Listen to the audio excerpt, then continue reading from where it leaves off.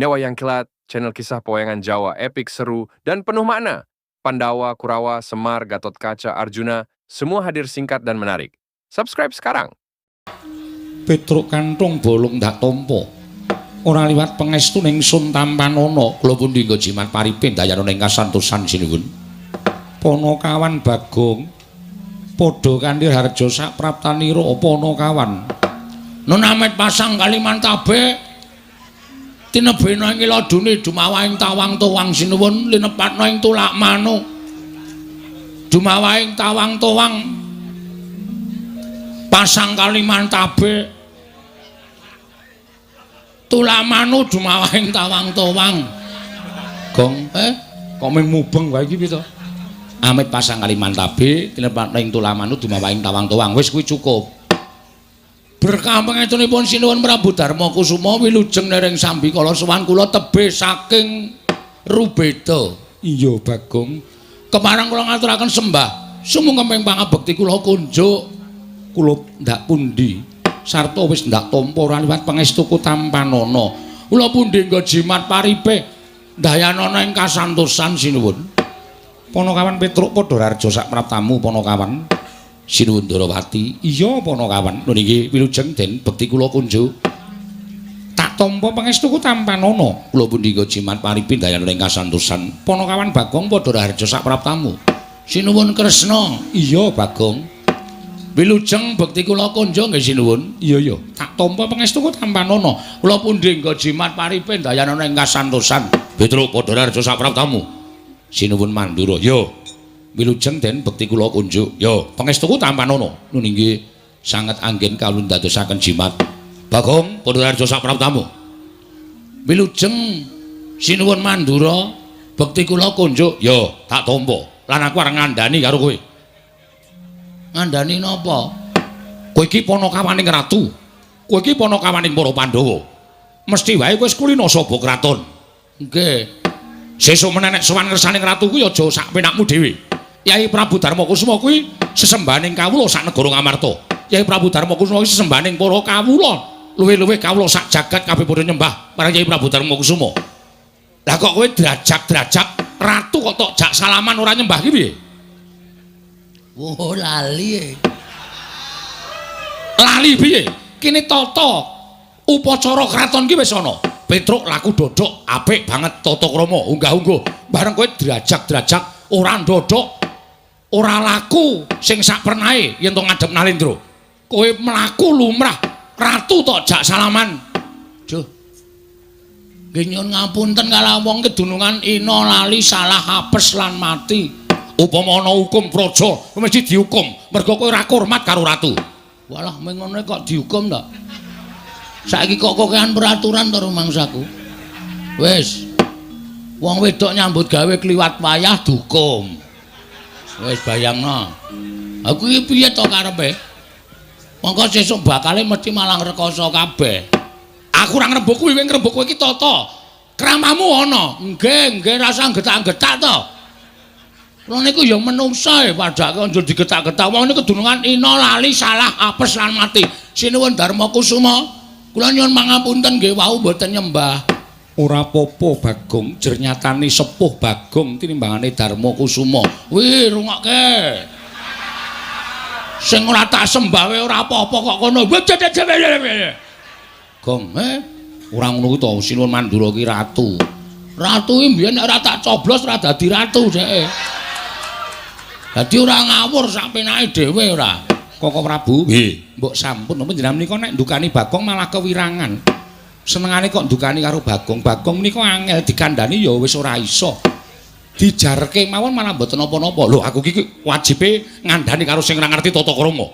Nek ngandhani Bagong padha karo ngomongi kupinge kuping manci ora dirungokke. Nggih niki sok nggo nggodhog banyu bareng. Ora edan. Petruk, dalem Den, slamet tekamu. Wilujeng bekti kula kunjuk. Ya Petruk Bagong. Nuwun Ndara. Slamet tekamu. Wilujeng bekti kula kunjuk nggih Den. Ya aja celumetan. Iki ning kraton. Ku anggere sak gelemmu dhewe tak candhak tak buang njaba. Mengke kula buange dhewe mawon. Wah, aja sembrono. Nune nggih. Petruk padha raharja wilujeng Ndara Janaka bekti kula nggih Den. Iya Petruk. Bagong padha raharja. Pangestunipun Ndara Janaka wilujeng bekti kula nggih Den. Iya Bagong. Petruk padha slamet, Petruk padha slamet.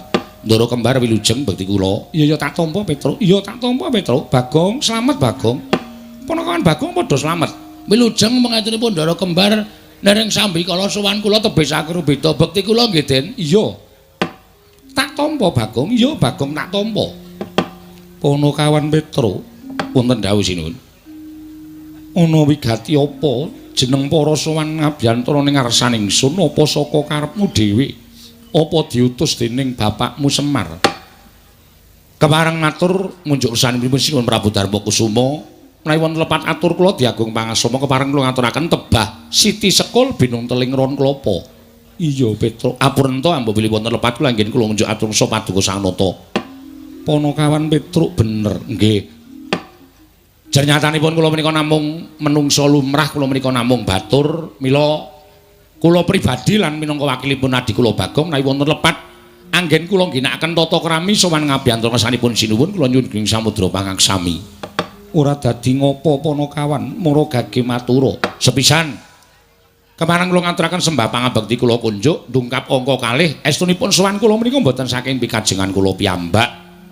Namung kula menika dapur dipun utus dening Bapak Semar. Diutus dening bapakmu Semar nggih. Lah bapakmu kena ngopo Petruk? Nuwun sewu kula tak crita sawetawis. Mergi nek nganti kula mboten crita nirokke opongane Bapak Semar, mengke ndak wonten tetembungan undhak ing pawarta sudaning titipan. Undhak ing pawarta kuwi kepiye? Ngeten. Undhak ing pawarta menika upaminipun kidul dusun ana ula gedene sak jempol, mengke kabar tekan tengah dusun wis ana ula gedene sak lengen, mengke kabar tekan lor dusun wis ana kabar ana ula gedene sak kempol. Kasunyatan kalian kabar menika mboten nyata menika sampun limrah. Mila sampun ngantos sak mangke dipun dakwa kula menika ngagengaken kabar menika sinebut undhak ing pawarta. Iya Petruk. Sudaning titipan sampun cetha saka dhuwur grojok-grojok tekan ngisor ming tetes. Menika sampun limrah. Mila sampun ngantos kula dipun sebut ginakaken undhahing pawarta sudaning titipan kepareng kula badhe munjuk atur ngersa paduka sanata nirokke Bapak Semar anggenipun maring pangandikan. Ponokawan ora dadi ngapa matur sembah nuwun. Estunipun pun wonten tigang candra menika bapak menika kaya wong lara ning ora lara. Bapak menika kaya wong masuk angin ning jane waras. Ning kula menika bingung, wis ana 3 sasi bapak niku ora tau gelem sari teng jero omah. Le sari nggih ming teng lincak ngarep omah nika, pendak tangi ora adus nggih ming doko-doko teng ngarep omah teng lincak, ora gelem ngendikan, ora gelem ngomong apa-apa. Nek ana tangga teparo liwat, mantuk ming diantuki tok, ora uluk salam ora tau diwangsuli. Nah, kanan sing kaya ngoten niku ndadekake kuwatir rasane ati kula, atine gareng kalih Bagong. Tumuli kula cah telu sowan ngersanipun bapak. Pak, ejane eneng ngopo? Nek bapak kuwi duwe pepinginan, bapak kuwi duwe kekarepan, bapak ngendika karo anak-anak. Mergo anak-anak iki saiki wis mentas kabeh. Nek biyen isih cilik, anak-anak iki dikula mentah karo bapak. Ning nek anak wis mentas, kuwi duwe kewajiban kula mentah karo wong tuwa. Mergo urip iki cakra manggilingan. Bener Petruk. Mula nek bapak duwe kegayuhan, bapak kuwi duwe penjaluk, ndak aturi paring pangandikan mengko aku gareng karo Bagong tak mbudidaya. Mituruti apa sing dadi pepinginane wong tuwa. Ah, bareng kula matur ngonten niku bapak terus krekel-krekel. Waune sikile jegang terus medun siji. Unjukan daharan sing dicawiske simbok pinten-pinten dinten ora tau didaru ora tau diunjuk, terus teh niku diseruput. Terus nglinting udut. Iya, Petruk. Terus paring pangandikan. Petruk, jane aku meneng wae iki aku ora mikir marang kahanan apa jenenge iki kulawargaku, anak-anakku, bojoku ora. Aku ora mikir kahanan karang kadempel, wewengkonku ya ora. Ning kowe ngerti Semar urip ning alam padang kuwi ketoke ming derajate ngaceplik. Ning kewajibanku abot. Mula mbiyen nalika aku ditanting pilih dadi dewa apa dadi titah, aku milih dadi titah. Aku pengen ngleksanakake kewajibanku iki kanthi tuntas. Dadi pamomong, momong para satriya ngateken ati suci pepayung budi rahayu. Wiwit aku momong samarteng jagat Prabu Rama Wijaya, nganti pindah saka tlatah Hindu ning Nusa Jawa, aku momong marang leluhure para Pandhawa, sing aku jenak, sing aku tentrem, sing aku ayem ya ming momong para Pandhawa. Wiwit kuncung nganti gelung, wiwit jabang nganti crabrang. Nganti saiki Pandhawa mukti ngawibawa Nyakrawati mbau dendha ning negara Ngamarta. Nganti iso mujudake negara Ngamarta menika sesebutan Gemah Ripah Loh Jinawi Karta Tata Tur Raharja Panjang Punjung Pasir Pawukir. Niku merga nuwun sewu. Peperintahanipun sinuwun menika saestu menomersatukan kawula. Iya Petruk, nggih. Menomersatukan ki apa? Boyo lali aku. Dinomer setunggalaken ngoten lho. Panjenengan menika menomer setunggalaken para kawula. Kabetan panjenengan menika dipun wingkingaken, kabetanipun para kawula menika dipun utamekaken. Menika ndadosaken negari menika Panjang Punjung Pasir Pawukir Loh Jinawi. Bapak niku seneng. Aku seneng momong para Pandhawa iso mujudake negara ing adil makmur warata tias bagya mulya. Kuwi taun kepungkur. Ning saiki kok beda ya, Tru? Beda pripun, Pak? Ngamarta katone wis ora tentrem. Ngamarta katone wis ora ayem, Ngamarta katone wis ora adem. Menyang endi-endi papan padha bentak sirah, menyang endi-endi kon padha gejegan, adoh saka rembug bedamen sing diutamake amung ngokol ning akale didokok mburi. Ngoten menika. Sawangen ming perkara dhuwit sithik wae nganti ana sing tegel mateni sedulur, perkara sithik wae ana sing tegel mateni kanca. Tegese kawula Ngamarta kuwi krisis moral. Krisis moral. Rasa kamanungsanipun sampun ical. Ingkang dipun bujung namung suwarganing raga ketekan sing digayuh, ora mawas ngidak-idak karo sedulure, ora mawas ngidak-idak karo tangga teparo lan kanca rowange. Lah nek kahanan kaya ngene iki, negara Ngamarta iki ora suwe meneh bakal remuk bubuk dadi rempon, Tru. Monggo nek nganti Ngamarta iki engko remuk bubuk dadi rempon, sing disalahke dudu sapa-sapa. Nomor 1 sing disalahke Semar. Merga Semar ora iso mranata marang sagung kawula negara Ngamarta, Semar ora iso nuntun marang para Pandhawa minangka dadi pengayoman ingkang tresna asih marang kawulane. Ngoten niku. Bapak ngoten niku ulin ngendika wonten karo nangis. Bapakmu karo nangis. Nggih. Lah bareng ngoten terus ngendika melih. Mula kowe nyawanga, Tru. Aja nganti wong Ngamarta ning kawula Karang Kadempel wae sawangen. Papan-papan panembah ora padha diparani, papan-papan pasinaon ora padha diparani, sing dipapani parani papan-papan maksiat. Ngegungake kemaremaning raga ning ora gagas marang kemaremaning batin. Ngoten niku. Iki negara nek tak nengke wae mesti bakal rusak. Negara nek tak nengke wae mesti bakal remuk. Mula aku pengin duwe gegayuhan ya kuwi mbangun kayangan. Lah kula kaget. Semar kok bangun kayangan niku, Semar niku gablek apa cobi? Wong Semar niku nuwun sewu urip mawon ketayalan mangan ping 3 men sing wis apik banget biasane nggih ping pindho. Iya Ponokawan. Nggih. Dereng nganti kula matur kesanipun Bapak Semar, Semar anu napa jenipun? Semar pun paring pangandikan. Petro, kowe kaget aku muni arep bangun kayangan. Aja kaget. Aku mbangun panganganku ora mbangun papan sing magrong-magrong, papan sing dumadi saka jamrut hergene Mas Mutiara sing embane kaya kayangan ora. Ning sing tak bangun ki kayangan, tegese kayangan ki sanepa supaya wong urip ing negara Ngamarta ki embane mapan ana ing kayangan. Kayangan ki adoh saka diya dinya, adoh saka rasan rinasanan, anane amung urip tentrem sayuk rukun tetunggalan cipta rasa karsa lan karyane.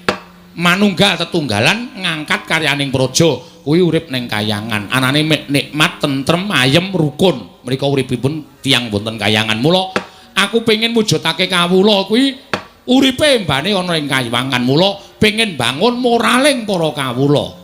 Wah ngoten niku terus kula jenggelek. Lah terus syaraté napa Pak? Niku gegayuhan luhur.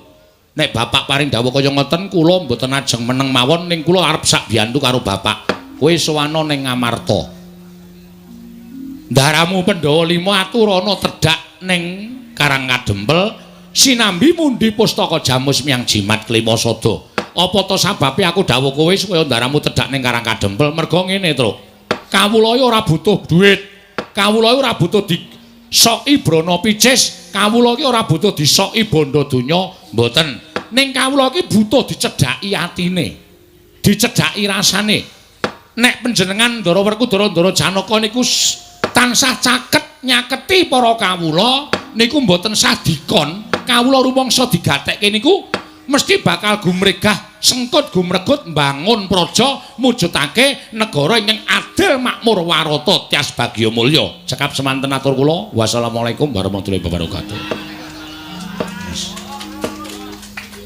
Ngaten mawon panjenengan kersa rawuh teng Karang Kadempel matur nuwun. Dene mboten kula nyuwun dasar-dasaripun menapa lan kanthi pawadan menapa panjenengan mboten kersa diaturi rawuh wonten Karang Kadempel dening bapak, mongko gegayane bapak niku luhur, gegayane bapak niku apik. Iya Petro, nggih. Ning gandeng Pandhawa kuwi dudu aku tok. Tok. Ratu kok ngendikane dudu aku tok kuwi piye? Ya mergo aku guneman karo Panakawan. Tata basaku ya kudu padha karo kowe Petro. Aja bedak-bedake ingsun ratu sira kawula. Cocok. Niku seneng kula. Ngoten.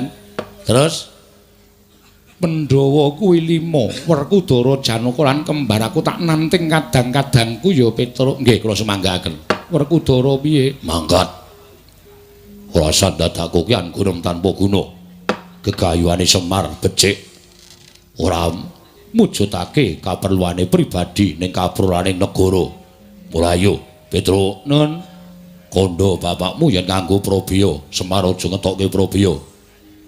Jodipati sing bakal ngetokke Prabeya. Alhamdulillah. Masuk 1 proposal. Petro semono uga.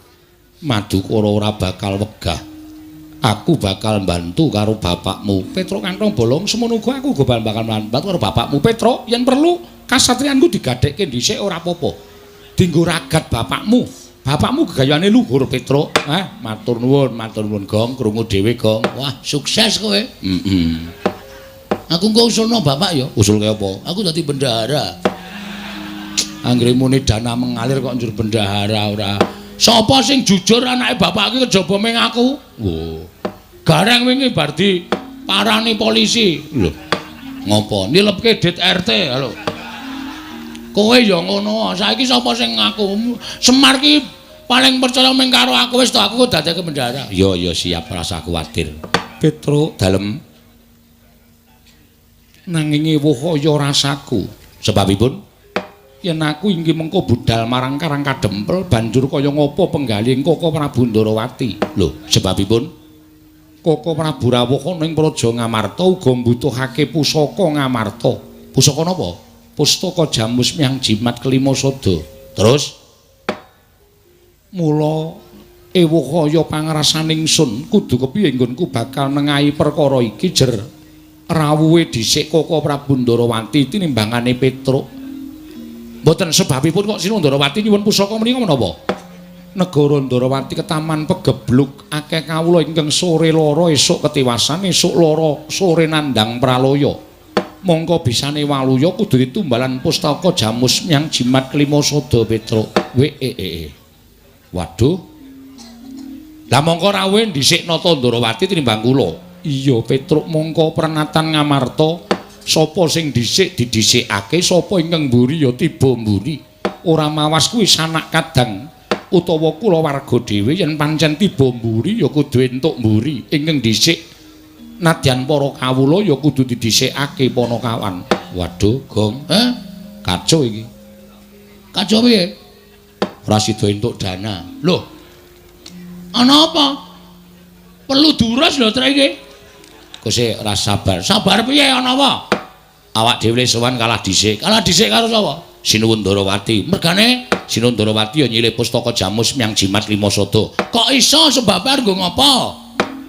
Ndarawati ketaman pegebluk, Gong. Isane Waluya Nirmala Temahjati, Jati Temah Mulya. Nek Ndarawati tinumbalan pustaka Jamus Kelima Sada, mongko Sinuwun Ndarawati wis kebajut nembung. Awak dhewe nembung tiba keri. Sing keri tiba keri, sing dhisik tiba dhisik kuwi pernatan negara Ngamarta. Ora iso nek carane ngono kuwi. Kowe aja ngowahi pernatan. Kene tak rembuke. wong bodoh kowe. Mundur. Gong ora gawe masalah. Masalah piye? Iki ki mung arep ngrembug kok masalah. Ke belakang. Iya, iya. Ora tak urus ora. Nuwun sewu sinuwun. Sinuwun. Oh iya kleru sinuwun. Iya piye Bagong? Nuwun sewu, kula ganti Petro. Merga Petro mboten iso ngrembug perkara napa sing mangendikake. Iya Bagong. Nggih. Kula nuwun sewu lho menawi wonten cewek ngatur dunadung kaping tanduk kiranging tata krami kula nyuwun pangapunten. Ora dadi ngopo anggen kula munjuk atur. Ora dadi ngopo Pik Bagong. Nggih. Nuwun sewu Sinuwun Darawati rawuh mriki ajeng napa? Nyuwun ngampil pusaka Jamus Kelima Sada. Dingge napa? Dinggo tumbal wadaling praja ing Darawati. Kosek tekan semanten mawon kula tak matur. Iya Bagong. Pusaka Jamus Kelima Sada niku kagungane sapa? Kagunganing para Pandhawa. Dudu, salah. Kok salah piye? Sing duweni pustaka Jamus Kelima Sada menika para Pandhawa lan para kawula negara Ngamarta. Apa? Apa to? Kuwalik ya, kuwalik. Apa to sebabe kok darbeking para kawula amargi kawula niku ya uripe gumantung karo pustaka Jamus Kelima Sada. Pandhawa ya sugenge dumantung karo pustaka Jamus Kelima Sada. Ha ning saniki nun sewu, rembuke enten riki niki perlu dipetung, perlu diglejah. Ngono lho Truk nek matur ki sero. Iya. Mbah bener mbah luput sero. Iya iya Gong. Heeh. Ha, kula ajeng nyuwun prisa. Piye? Piye Bagong? Kok sik lagi mikir? Nuwun sewu, jagat menika negari menika kathah. Ngamarta, nggih to? Iya. Ngastina, Ndarawati, Mandura, Kumbina, Wirata, Lesanpura, Pancala lan sak piturutipun menika kathah nalendra-nalendra sami lenggah. Iya Bagong. Nggih. Terus sing disebut pagebluk menika panjenengan ngertos mboten? Pagebluk kuwi welaking Jawata. Ha nggih. Apa to sebabe dewa ndawahake pagebluk? Pagebluk menika tiba teng papan sing wis pancen ora iso didandani uripe menungsane. Menungsane wegah napa warah nampik pitutur becik kon ngibadah ora gelem tumindake sarwa maksiat. Monggo dielekke bola-bali ora gugu niku Gusti mesti paring pagebluk dateng papan niku supaya uripe menungsa do eling karo sing gawe urip. Dadi nek pagebluk niku tiba teng papan sing apik, sing menungsane apik, kawulane becik niku mustahil. Iya Bagong. Nggih. Saniki kula tak takon, niki alon-alon le Krembuk men do cetha. Iya. Negara sing ketunggon dewa ngene sapa? Us. Ratu kok dihe. Oh iya lali. Gong ora ngajar. Ratu kok dihe piye to? Ah kaya jagongane ngangkringan rasane.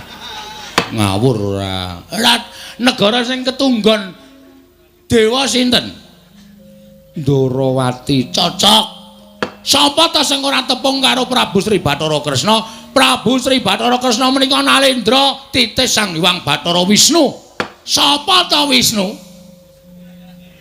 Wisnu menika dewa tukang nentremke jagat. Tukang andum kabagyan menika Bathara Wisnu. Lah saniki pertinyi. Pertanyaannya, negara sing ketunggon dewa kok ketaman pagebluk menika nuwun sewu. Apakah mungkin? Napa iso kelakon? Turta nuwun sewu, pustaka Jamus Kelima Sada ajeng dibeta teng negara Ndarawati, tembunge dinggo tumbal. Nggo tumbal niku dinapake, niku dipendhem kaya ndas kebon nika.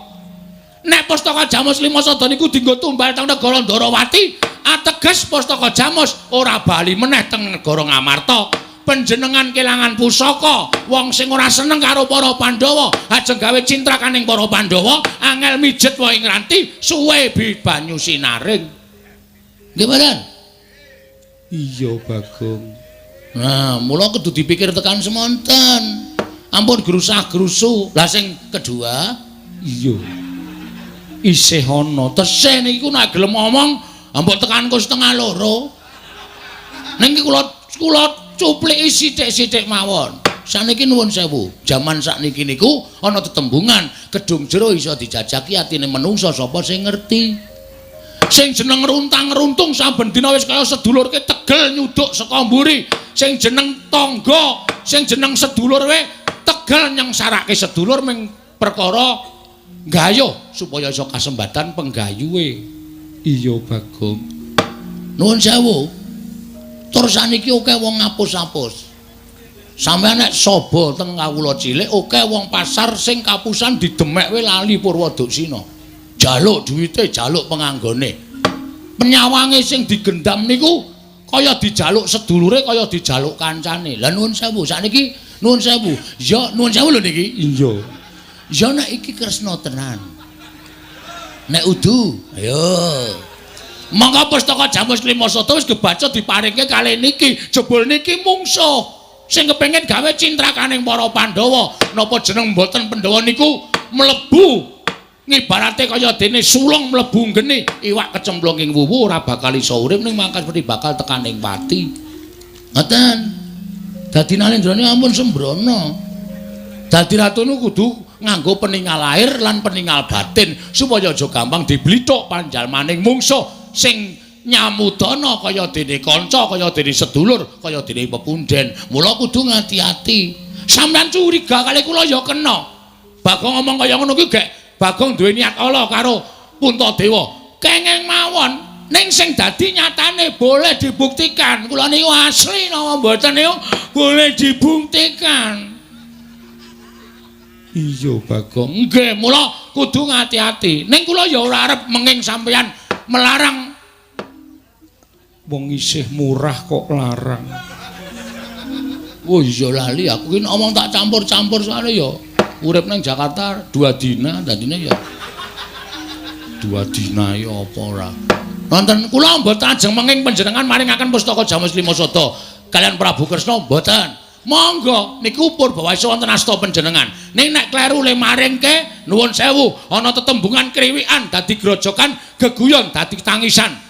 Ngembet dateng kawilujenganipun para Pandhawa.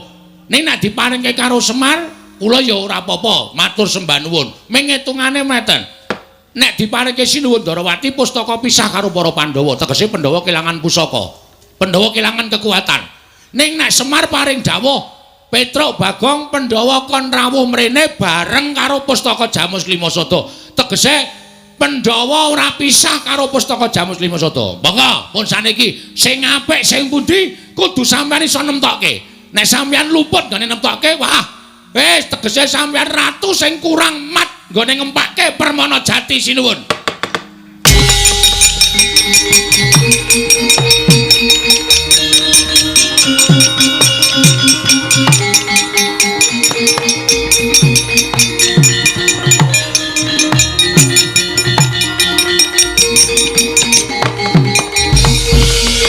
Semaring jajalan syukur taring bawune iblis lanat. Wah, Bagong. Pono kawan Bagong. Nyerwete suaramu kaya bedet semono bapak Tegalan. Ndrawini kaya grojokan. Kowe ngias karo Ratu Ndrawati kowe kadange taruna nata Mandura Prabu Baladewa. Truk, gentenan, Truk. Tandangi sisan. Mah, kowe nek karo wong padu ya mah. Gentenan wis. Engko nek sing dibutuhke kowe ora ya kowe ngewangi aku ora aku adimu. Ya sabar aku dunek-unekke to. Aku le omong ngawur kok ya. Kowe le ngomong ki nyocok penggaling para pepunden, nyocok penggaling para nalendra. Ana ora ngono ndak mengko ora rampung-rampung perkarane wis gak diwangsuli. Nyuwun pangapunten wonten dawuh sinuwun. Aku butuh karo Bagong. Omong nek aku lagi males. Nyuwun sewu. Bagong kalih kula sami mawon. Bagong kalih Petrus sami mawon. Ming kula menika wau mboten tegel matur, sing tegel Bagong ya kula aturke karo Bagong. Dadi wis pancen tok ajang yen to apa kang diaturke Bagong mau, sayekti pancen wis tok gonta saka kadohan. Nggih, mboten ajeng kula selaki. Petrus, nun. Kowe ngias karo Ratu Ndrawati. Kowe ngilani karo Ratu Ndrawati.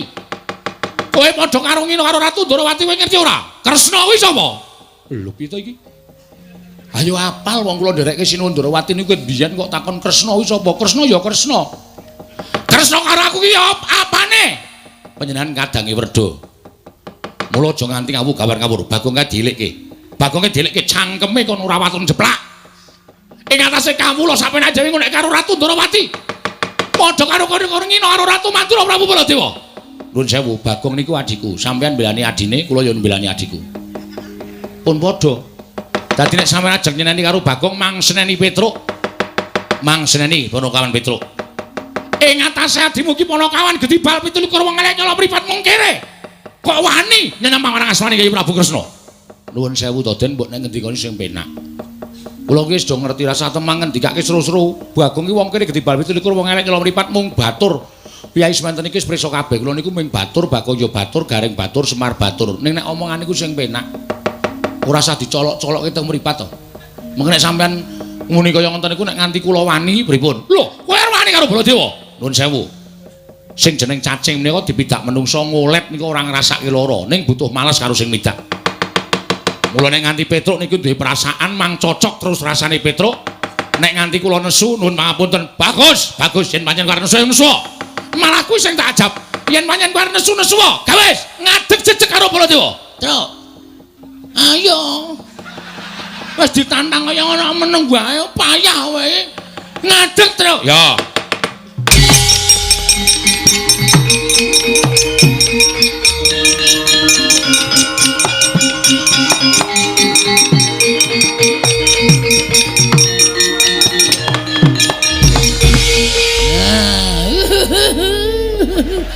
Bagus ngono kuwi. Wah, yen no pancen wis tok ajangi jembar. Niatmu pancen wis gembleng. Yen to karo wani karo Nata Mantura Prabu Baladewa. Sing marai dudu kula, ning sampeyan sing utak-atik karo arasane Petruk. Sampeyan ajeng napa? Petruk, nuwun. Mumpung durung dadi korban ana ning negara Ngamarta. Durung murka kamurkaning Baladewa saiki kowe bali. Nuwun. Kowe bali. Bali pripun? Bali ning Karangkadempel. Kandha karo bapakmu. Kandha karo bapakmu. Bapakmu kon ngilo karo gicoke. Bapakmu kon ngilo karo cengele. Ing atase wing derajating Ponokawan meng Semar kere. Wong ora duwe karep bangun kayangan. Kok arep bangun kayangan ki sing digo ragat apa? Bapakmu iki gablek apa? Oh iki dadi masalah lho, Mas. Iki dadi masalah lho nek omonganmu kaya ngono iki dadi masalah. Ya, Kong? Heeh. Semangkean kowe. Bapakku diunek-unekke, Tru. Wani, Tru? Ha iya. Bapakku metu ngomahe joko kirik-kirike tak beleh kok. Bagong ora tak kirimke kowe lho, Tru. Wah, masem iki. Dosa kok ngejak-jak kancane ora. Nek sampean ngunek-unekke bapak kula ora trima. Nek sampean ngunekke kula Petruk wong Gedibal, Petruk wong kere, Petruk niku wong ora duwe, monggo tak akoni. Tur dasare niku nyata. Nek sampean ngunek-unekke bapak niki wis nanting karo atine Petruk, kula kudu wani karo Prabu Baladewa. Bener bapak niku wong sekeng, bener bapak niku wong ora duwene, rasa mang biya warake teng endi-endi ngenten iki. Rasa bengak-bengok nek Bapak Semar niku kere, rasa bengak-bengok Bapak Semar niku wong ora duwe. Kabeh wis do prisa Bapak Semar niku Ponokawan. Ning nuwun sewu, derajatmu karo derajate bapak iki dhuwur bapak bol. Lho. Bol piye? Ah jenengmu sapa? Tundang bol kok ora gelem. Baladewa ku nek ngundang bol ngono. Heeh, abing. Wis. Jijiki kok ora. Kowe marahi kok. Dhuwur bapak derajate tak kandhani. Bapak niku nek gelem urip teng kayangan, bapak niku dewa, nika Sang Hyang Bathara Ismaya. Lho. Kae iki Bathara Ismaya, kae kakangne Bathara Guru. Drungokke, ora ketap-ketip. Kae kakangne Bathara Guru. Aku nek dolan nang kayangan ki nek nyeluk Bathara Guru, Om ya, Tru. Heeh. Rumangsane padake. Berarti nek nyeluk Betari Durga, Lek. Lek cengkulmu ya ora. Ming bapak niku gandrung karo katentreman, gandrung karo karahayun, gandrung karo karukunan wekasan bapak purun mudhun wonten jagat. Terus saniki nek kula gelem malik lelakon sampeyan, kowe kok ngunekke bapak-bapak ki wong sekeng, bapak ki wong Gedibal 17 wong elek nyolok mripat. Nuwun sewu. Saiki kowe iki sapa to? Hah? Kowe iki sapa, Mas? Mbok aja kumalungkung aja songaran. Aja dupe sampeyan niku nganggo mekutha, aja dupe sampeyan niku nganggo seragam sing apik, aja dupe sampeyan niku nganggo bintang ning pundak. Ning jane derajatmu karo derajat kula niku teng ngarepe sing gawe urip niku padha menungsane. gayeng iki. Terus, Truk, mumpung kono ora iso omong, terus, Truk. Jejeli terus, Truk. Lah kok sampean kok nek karo bapak kaya ngono kuwi. Nek bapak gelem dadi wong mukti niku, bapak niku dadi dewa. Tur sampean kok kaya ngono to sipate, Den? Kok sampean kok dadi kaya ngono sipate?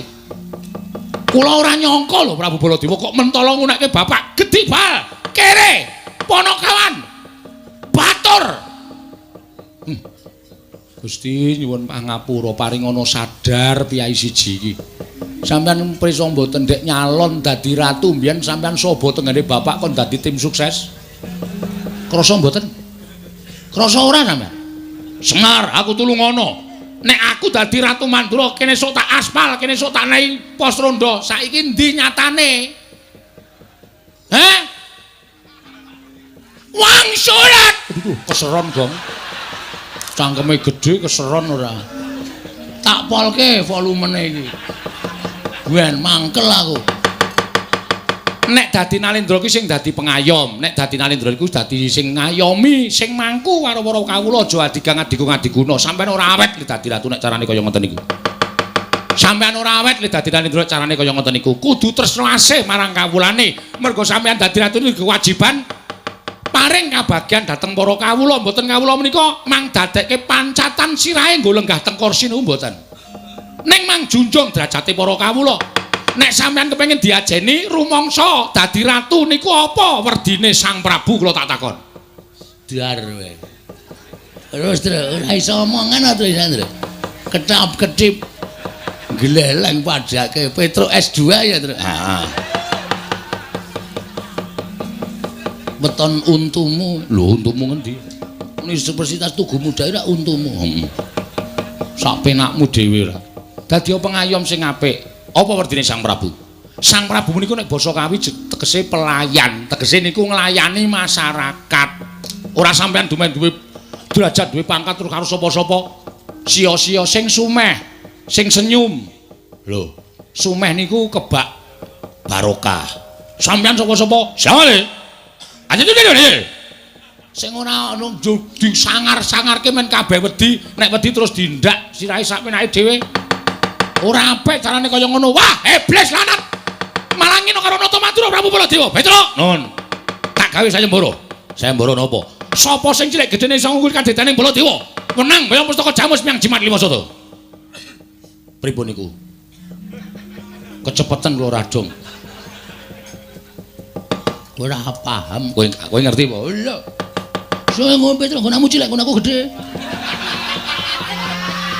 Ngawur. Gunamu cilik ngono aku gedhe ra. Sapa sing cilik gedene sing kaditaning Baladewa? Menang bayang pustaka Jamus Lima Soto. Nuwun sewu kula mboten marahi. Ning nek Petruk ditantang kula karo sapa-sapa ora wedi waton patokan kula bener. Metu japa? Ayo metu japa kula tandangi lho. Wah kuku karepe dhewe karo.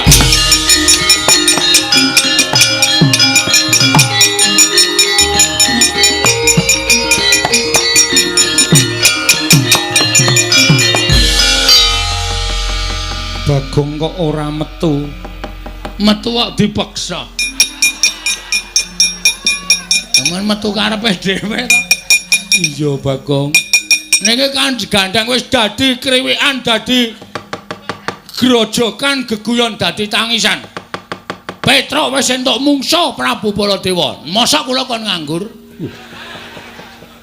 Kula ne wanti nganggur, kudu nyambut gawe. Tegese piye? Petruk perang kula ya kudu perang.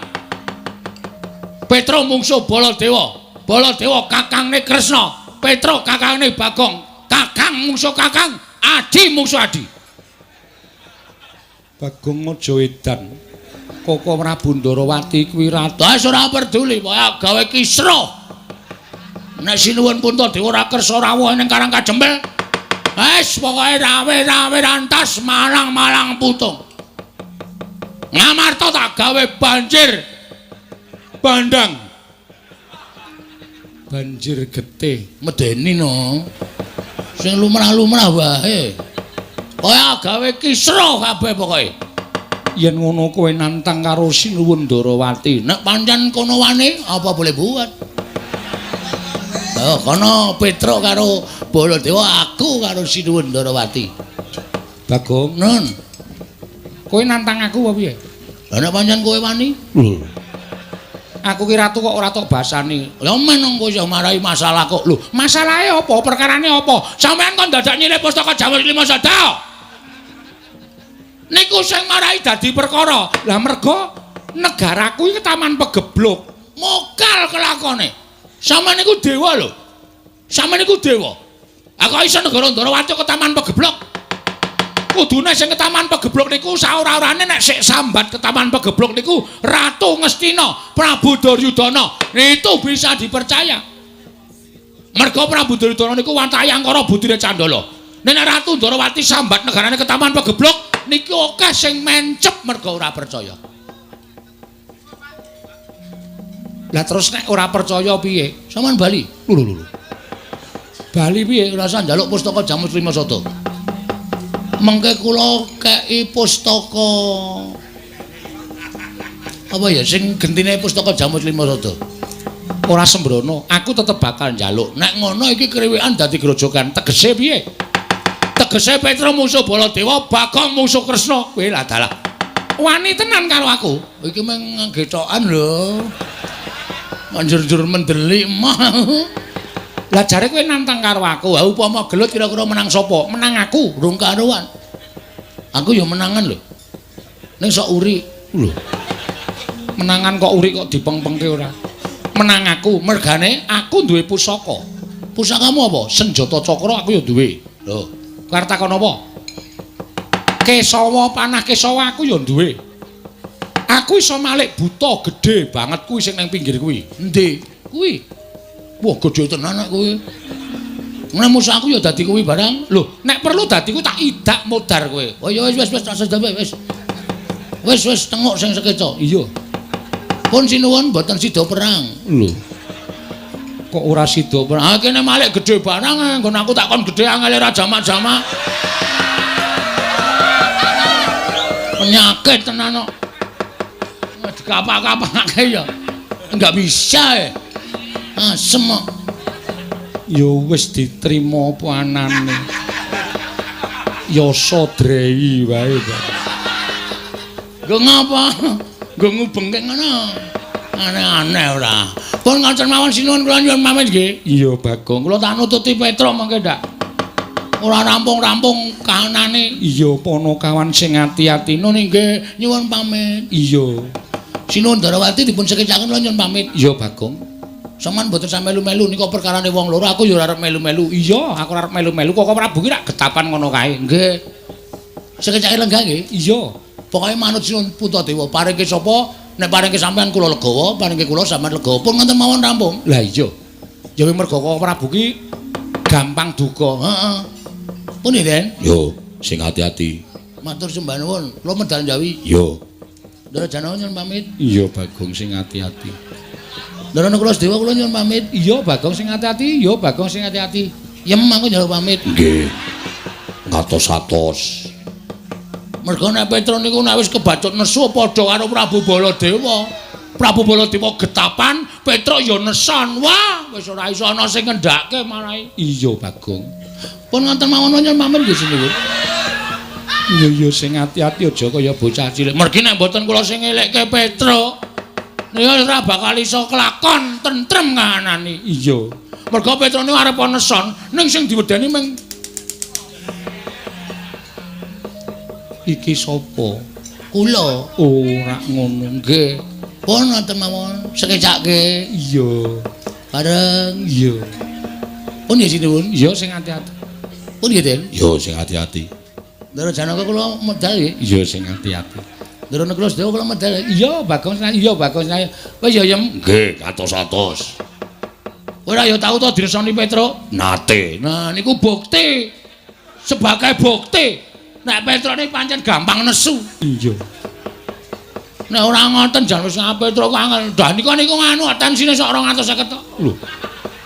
250 per 180. Oh, dhuwur banget. Nggih, nek tiba lara. Lah iya. Pun sareng. Iya. Pun ya, Iya. pun ya, Ndara. Iya sing ati-ati. Pun ya, Ndara. Iya sing ati-ati. Ndara Kula Sedewa lan pamit. Iya sing ati-ati. Wis ya, Yem. Nggih, atos-atos. Ya ora usah nesu. Pamit bola bali. Aku ki meng ngomongke Petro kok ora perkara le pamit aku meng nyeritrake Petro. Petro ki wong getapan. Nek nganti ora tak elekke nek nganti Ngamarta dadi banjir getih. Ayo, padha paten-patenan antaraning Prabu Baladewa karo Petro. Sapa sing kelangan? Ya meng Ndara Pandhawa. Nggih ta, Den? Iya. Bareng. Iya. Oh nggih, Den? Iya. Oh nggih, Den? Iya. Ndara Janaka. Embuh. Lho. Kok embuh? Pamit bola bali. Koko Prabu, ana apa Dimas? Beto arta sekedhik. Menika namung badhe nyuwun sangu kula ingkang sampun kulina. Ampun ngoten, Den. Aja mirang-mirangke. Aku arep wong ora duwe ngene iki, kula niku kere. Kok sampenake dhewe. Ora sandadak kowe ngeneni aku, tenane rak ngono to. Lho, aku sampean padha karo ngina kalih kula. Kula pamit bola-bali niku genepi tata krama lho, Ndara. Aja nganti Bagong dianggep kawula cilik sing ora ngerti tata krama. Kok ngono kok dunekke njaluk sangu. Anggepe ora. Ana ora?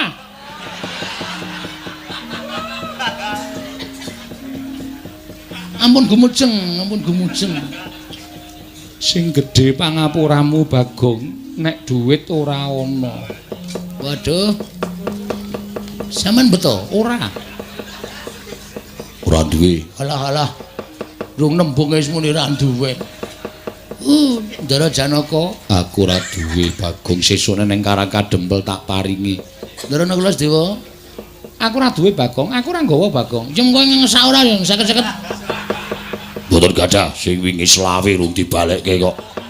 Kalingan Janaka. Wis tak lali-lali nggih pun. Ngoten mawon nggih sinuwun. Ya sing ati-ati. Kae unyuk-unyuk sak penake dhewe to. Tanpa nganggo tata krama. Wah, asem iki malah tiba dompetku. Lho, dompete sapa? Dompet kula. Lho nggawa apa? Weh, lah dompet modern tak sak temburi. Dhuwur banget dompet gedhi. Oh. Isine apa? Werna-werna STNK, SIM, BPKB, sertifikat tanah. Dompet kok isine sertifikat barang. Nek mbutuhke sak wanci-wanci kan tinggal masuk ke sedulur kula tuwa. Sapa? Bang. Sedulur tuwa kok bang. Oh ngaten mawon nggih? Ya. Duwite ana ora? Wonten pira manut? Us. Duit kok manut ora? Mesodo ora dedel sithik-sithik. Wah, pono kawan padha sak penake dhewe. Yai, kula wonten dawuh Koko Prabu. Lilanana kula nyuwun pamit madal Jawi. Kula mboten badhe ngiklasaken menawi negari Ngamarta menika dados ajanging pasulayan menawi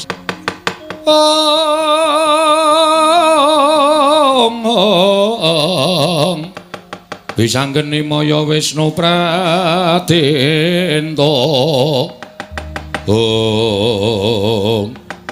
Piye kok mlayu, Truk? Piye? Piye kok mlayu? Tantang-tantangan karo Prabu Baladewa tak tutke nang mburi kok. Prabu Baladewa ngidul kowe ngalor ki tenan ora sida gelut.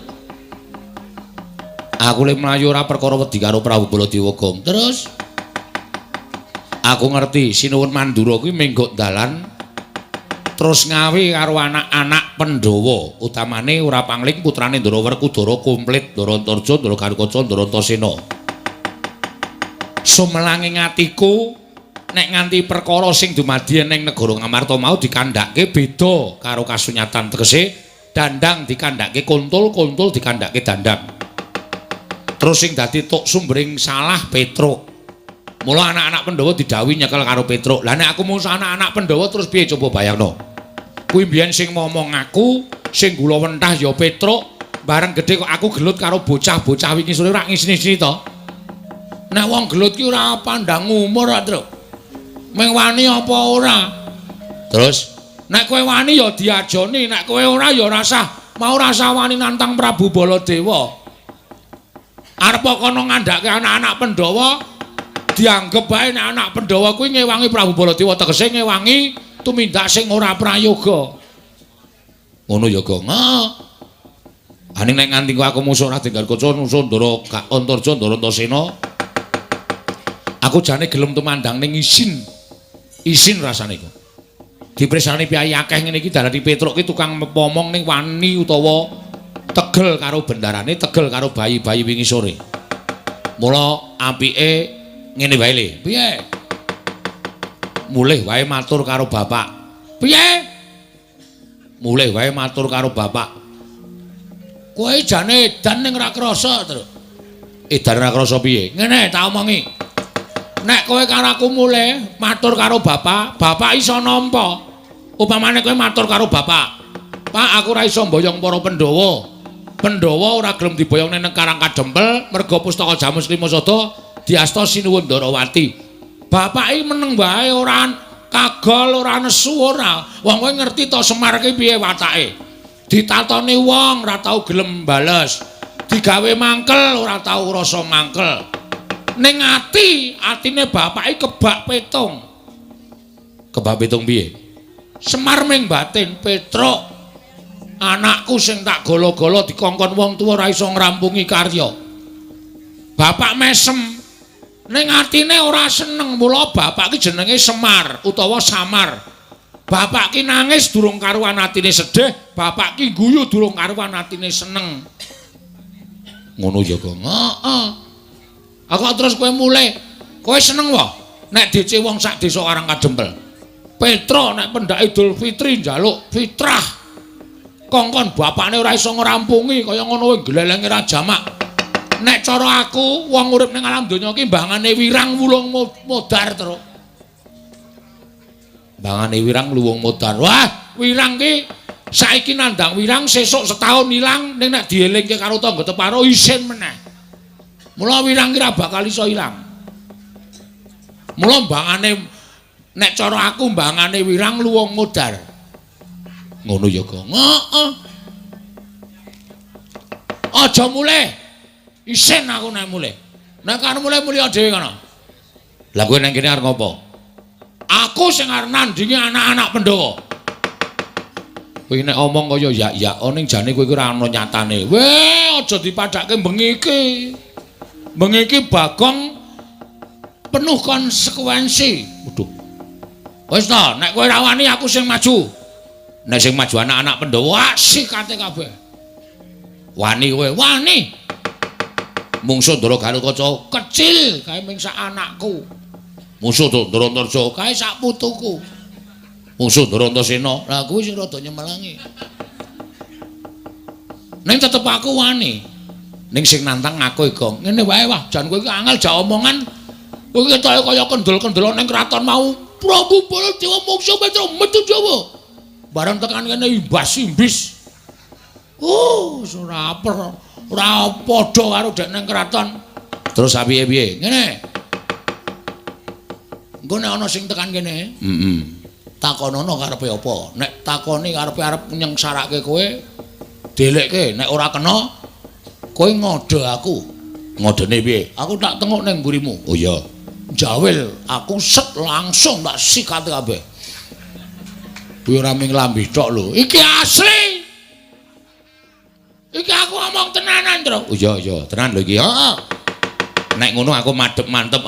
Kudu madhep mantep. Ya wis. Kowe tengok mburiku ning ora lunga. Ora, wis aku nang mburimu. Kowe karo aku sebaya mukti, sebaya mati. Ya.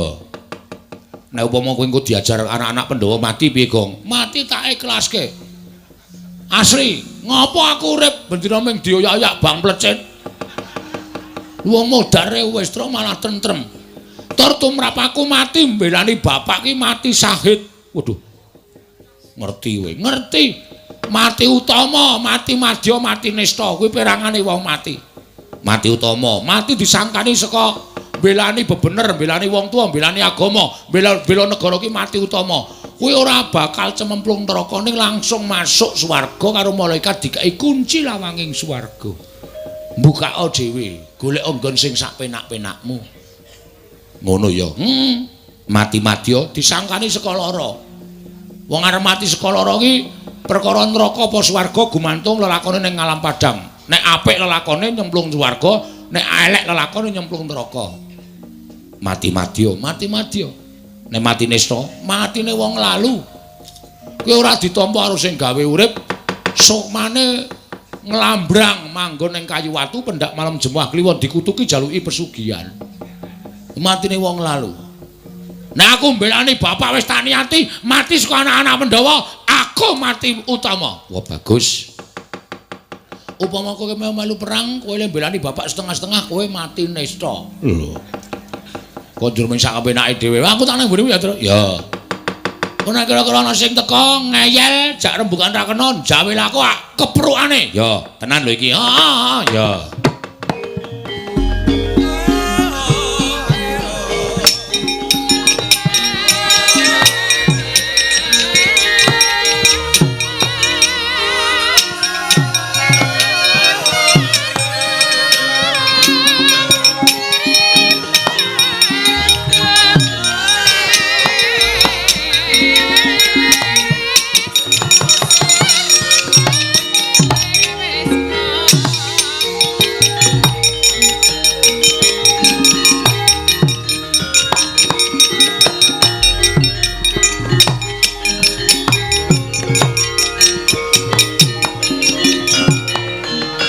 Tinututi lamun katututan lamun mangsa prawira digdaya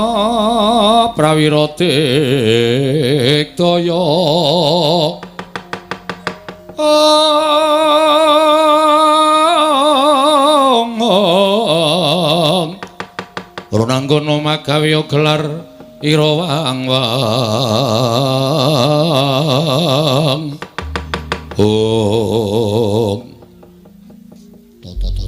siap santai wae. Entasena ta kuwi? Oke, ora masalah. Wilujeng Den. Slamet tek aku, Truk. Nuwun sewu kok mboten kaya adate biasane sampean rawuh ni sok ngejak Gojek Petruk. Kok saniki len mandeng Petruk kok tenanan? Truk, Nun. Kowe tak takoni jujur ya, nggih. Kowe wani karo Siwa Mandura ya? Oh nggih. Lah pripun to?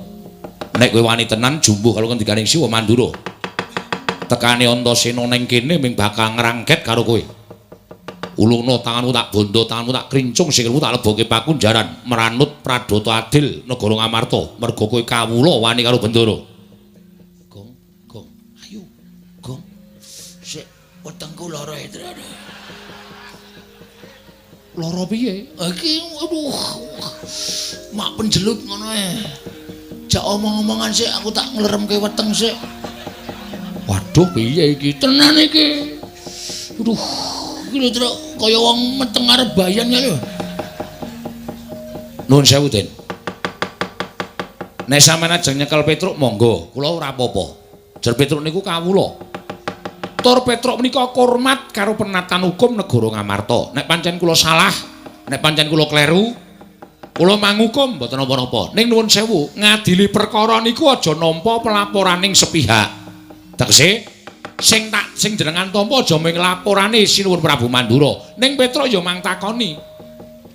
Tegese diteliti dhisik. Petruk iki lek duwe karep kaya ngoten niku bener apa salah?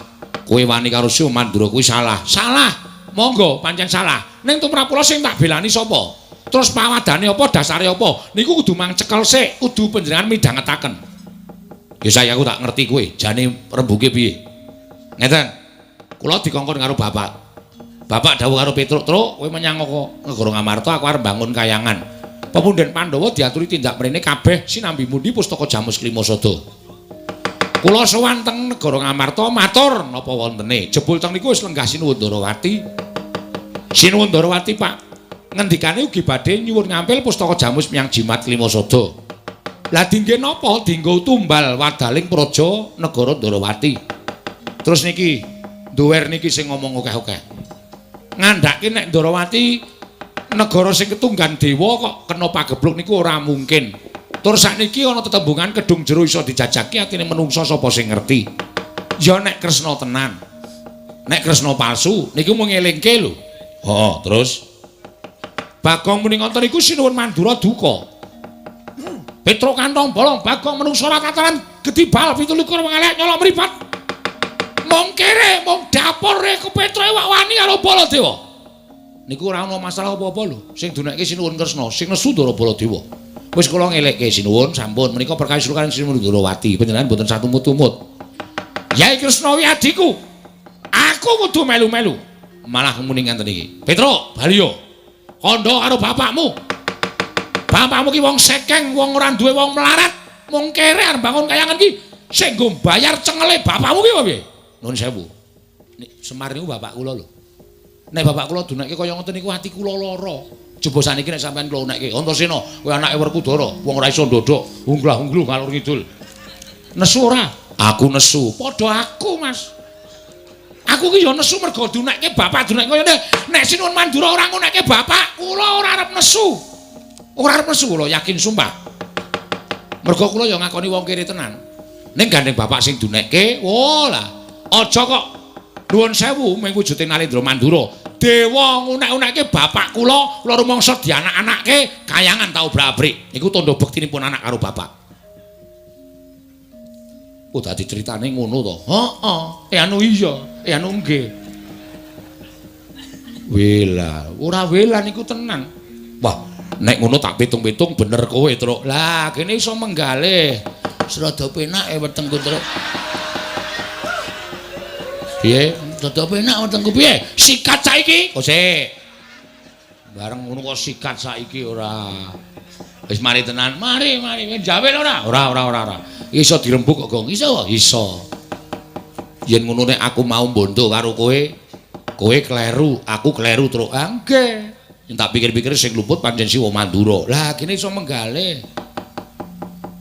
Ning nek ngono aku tak ora iso mbondo, ora sida mbondo kowe ning aku tak ngewangi karo kowe. Alhamdulillah, matur nuwun. Mergo akeh sing arep njongko patimu. Sinten? Kakang Garuwaca, Kakang Turjo diutus karo Siwa Mandura kon goleki kowe, kon mbondo kowe. Nek ora iso mbondo kon babarke pisan. Mergo para putra Pandhawa isin duwe batur kaya Petruk sing wani karo pepunden. Kowe bakal dijongko patimu, Truk. Aduh. Iki kok migren dadakan ta iki. Aduh. Aku kok migren ya, Truk. Mudhara ana. Anggere ana bahaya kok lara. Anggere tentrem kok waras. Mudhara ana. Ya ora ana sutra. Iki teknike dhewe-dhewe kok. Teknike dhewe-dhewe ora. Nggih mot ya pripun? Lah kula terus jenengan ngewangi ning aja kuwatir. Kowe tak ewangi. Carane ngewangi, kowe maju petukno. Ning aku njaluk karo kowe aja wani karo Kakang Garuwaca, Kakang Turjo. Mergo kae bendaramu. Mengko ndak diprisani wong akeh ora apik, ora becik. Oh nggih. Ning nek kowe diantem, kowe diajar, kowe manut wae. Sik to. Diantem diajar iki lara ya, Mas. Kok kula kon meneng wae niku pripun? Nek kowe lara tak tambani, nek kula mati tak uripke. Nganggo napa? Banyu sungut kowe iki. Iki nek tak peres metu banyune, tak nggo nambani wong lara, tak nggo uripe wong mati iso. Anu wae mbok ditetel wae. Ditetel piye? Digawa wae dhewe kan rasa bolak-balik, ha. Iki ora pasangan ya, Nyuk. Lha kok ngono aku munyuk. Aku ngayal banget kok ora. Iki ora pasangan, iki pancen paten ngene iki. Las-lasan dengkulmu amoh kuwi ora. Ono menungso ya dilas. Nggih. Dadi nek kula lara ditambani nek mati duripke, ya. Ngono ya. Nggih. Wis ngono wae aku tak ambles bumi. Kusik. Kula niku ora iso ambles bumi. Nek kula kebacut diajar, kebacut dipateni, terus lek nyeluk sampean pripun? Bagong kon gedruk lemah ping 3. Monggo aku jedul. Tenan? Iya. Nggih. Wis ngono wae tak tinggal. Nggih.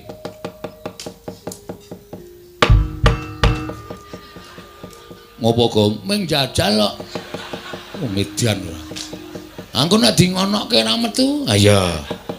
Ora rugi ta, Tru? Heeh. Diwasle ngono-ngono ping 3 ora metu. Ha iya.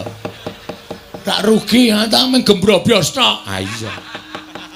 Ya bener pancen bener. Sing prayitna ngacati, Tru. Heeh, iki duwe kekuatan awak dhewe. Ha iya. Kowe lara mengko ditambani kowe mati mengko duripke. Engko nek aku mati kowe gedhuk lemah ping 3 lho, Dong. Oh ya nek ora lali. Oh tak ajar kowe. Kudu ora lali kok ndur nek ora lali. Karena wong kedunungan ina lali ya. Ngropo kok sing dienggo pawadan kok ina lali salah apes karo mati. Lah kalau Ndara Garukaca tekan kene lho. Wah, saka dhuwur gong. Wah, lah ngati-ati, Truk. Ya, aja entuk bales kowe ya.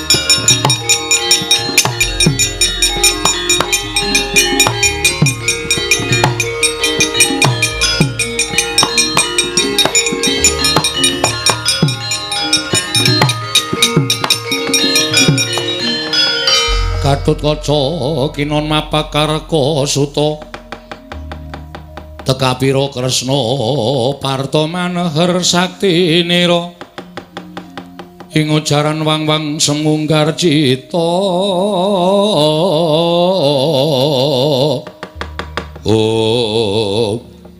bekti kula kunjuk Den Tatamba bekti kula kunjuk Ndara Bagong Tatamba wonten menapa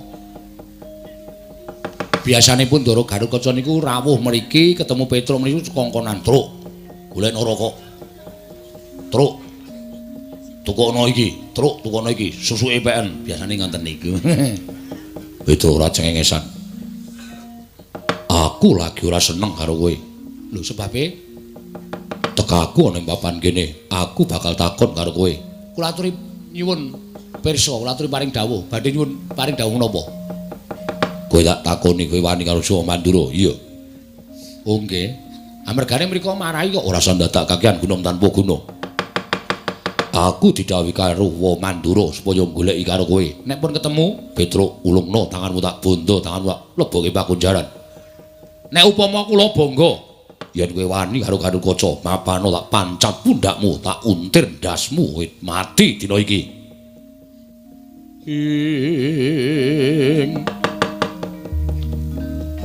Palugon laguning lekas lukita linuting kidung kadung kadereng momong mak tratap kula Den tembung sampeyan sing pungkasan niku wau ati kula mak tratap Petruk mapalo tak pancat pundakmu tak gembol dasmu nun sewu Den niki sirahe wong tuwa aja kok sampeyan bapakmu mbiyen sik momong kula. Ndara Werkudara teng alas 15 taun ora metu saka bungkus kula tunggoni nganti kula pendak dira padu kalih bojo kula. Mung merga kula ngeboti nunggoni bapak sampeyan. Ndara Puntadewa sik momong ya aku, Ndara Janaka sik momong ya aku. Pepundan-pepundanmu bapak-bapakmu niku durung tau ngonekke Petruk ndasmu ngene niku durung tau. Kok sampean kok pengendikane kok cetha tur lenting. Mapano Petruk tak pancat pundakmu tak gembol ndasmu. Nun sewu kula niku menungsa. Nek sampean ajeng nyekel karo Petruk mang cekel ora apa-apa, ning ukarane sing penak. Sakit hati kula Ndara. Sampeyan ketika kaya ngono ya ati kula kaya ngono. Kata sampeyan kula omong Seprene kula niku ora tau njaluk napa-napa, kula ora tau njaluk undakan duit. Ora tau njaluk undakan gaji blas. Niat kula mung mligi nindakaken kewajiban. Sesuk satriya sing kula omong niku dadi satriya sing utama. Lah kok saniki kok pakecapane kok elek. Gimana kenapa cara serake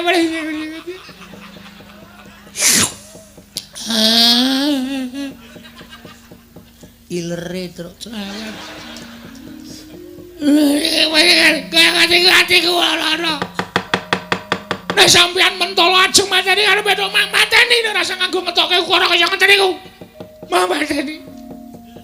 Kekuatan kula sepira to, Ndara? Embane kaya dene timun mungsuh duren kula menika timune sampeyan durene diglundhungi modar. Nek kula pasrah pati urip. Pun monggo ajeng diuntir sirah kula, ya nundas kula manguntir. Manguntir, mang pateni mboten apa-apa. Ning apa terus rampung perkarane sampean pateni kare kula? Sing ora trima pirang-pirang. Kejaba sampean arep didukani Ndara-ndara Pandhawa. Didukani bapak sampean. Upama Petruk tekan ing pati tenan, nyawane Petruk tekan swarga mesti dipethuk karo mbahmu Prabu Pandhu Dewayana. Lho, Petruk, sukmamu kok tekan kene kok kowe wis mati? Nggih sinuwun. Mergane ngopo? Batrene entek. Sing mateni kowe sapa, Petruk? Wayah panjenengan sapa? Putrane Ndara Werkudara naminipun Ndara Gatotkaca. Kula dindas-ndaske sirah kula diuntir. Gatotkaca Prabu Pandhu ora wani karo Petruk. Kok putune wani sengsara karo Petruk nyengsarake karo Petruk. Petruk aku tak mudhun ning jagat tak goleki putuku. Aku dhewe yang bakal ngukum putuku Panakawan Petruk. Ya.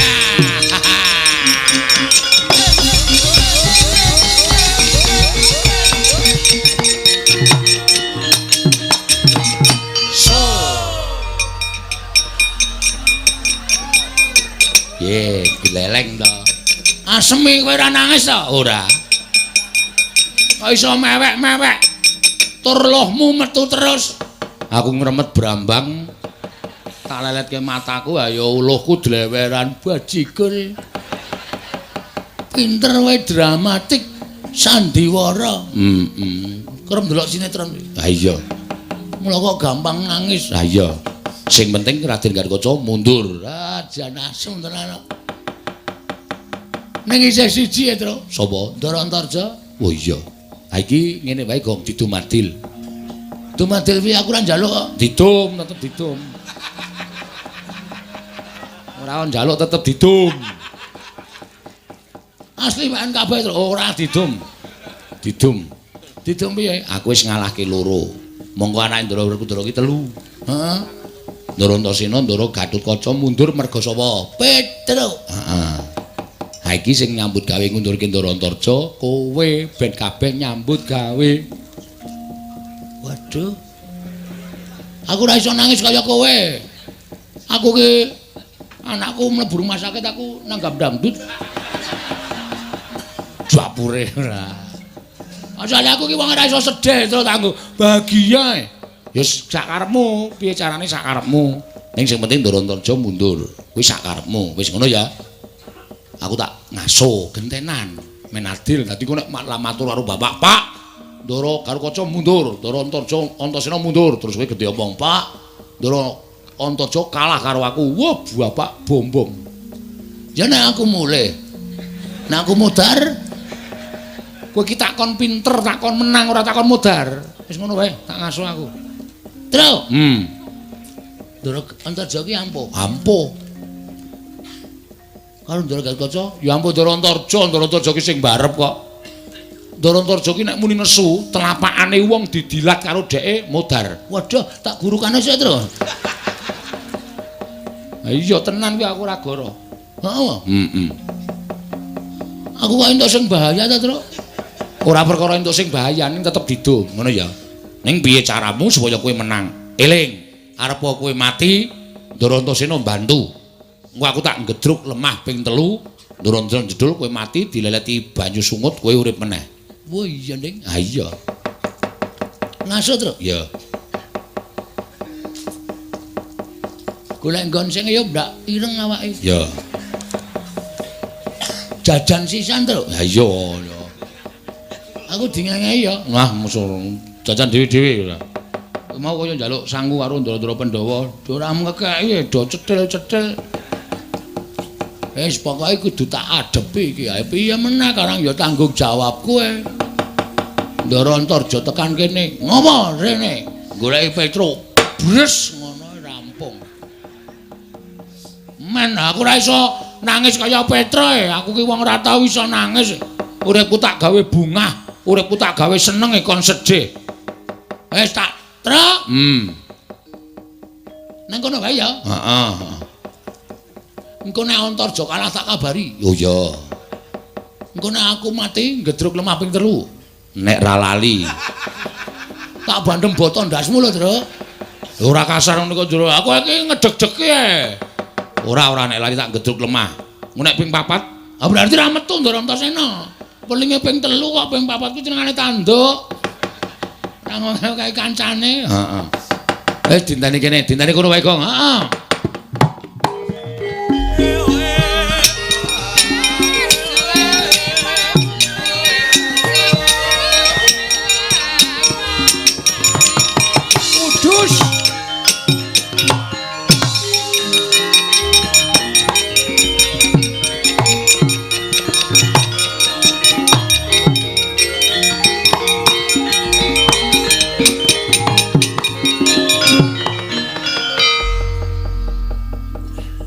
Bagong.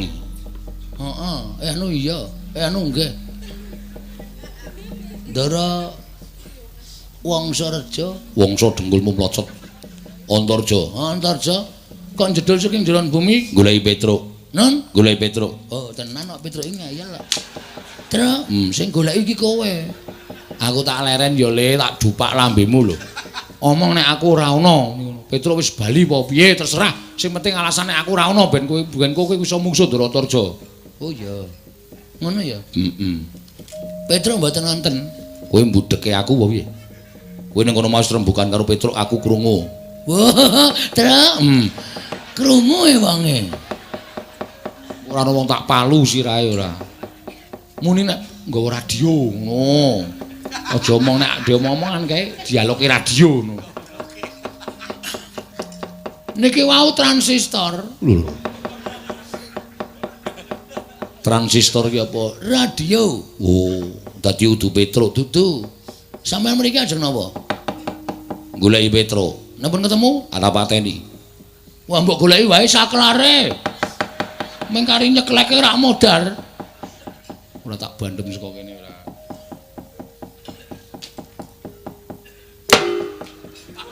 halo oke Petruk ora ana nek sampean goleki Petruk terus arep dipateni niku nuwun sewu kula niku adine Petruk ya Mas Petruk niku masuk angin wae tak tileki tak keroki tak goleke apa jenenge counterpin tak goleke blonyo men supaya Petruk sembuh mari kok mati kok diame-ame jarene kowe iki satriya aja kok sakepenamu dhewe kowe ngarep ngame-ame pantine wong sing tanpa dosa Lho.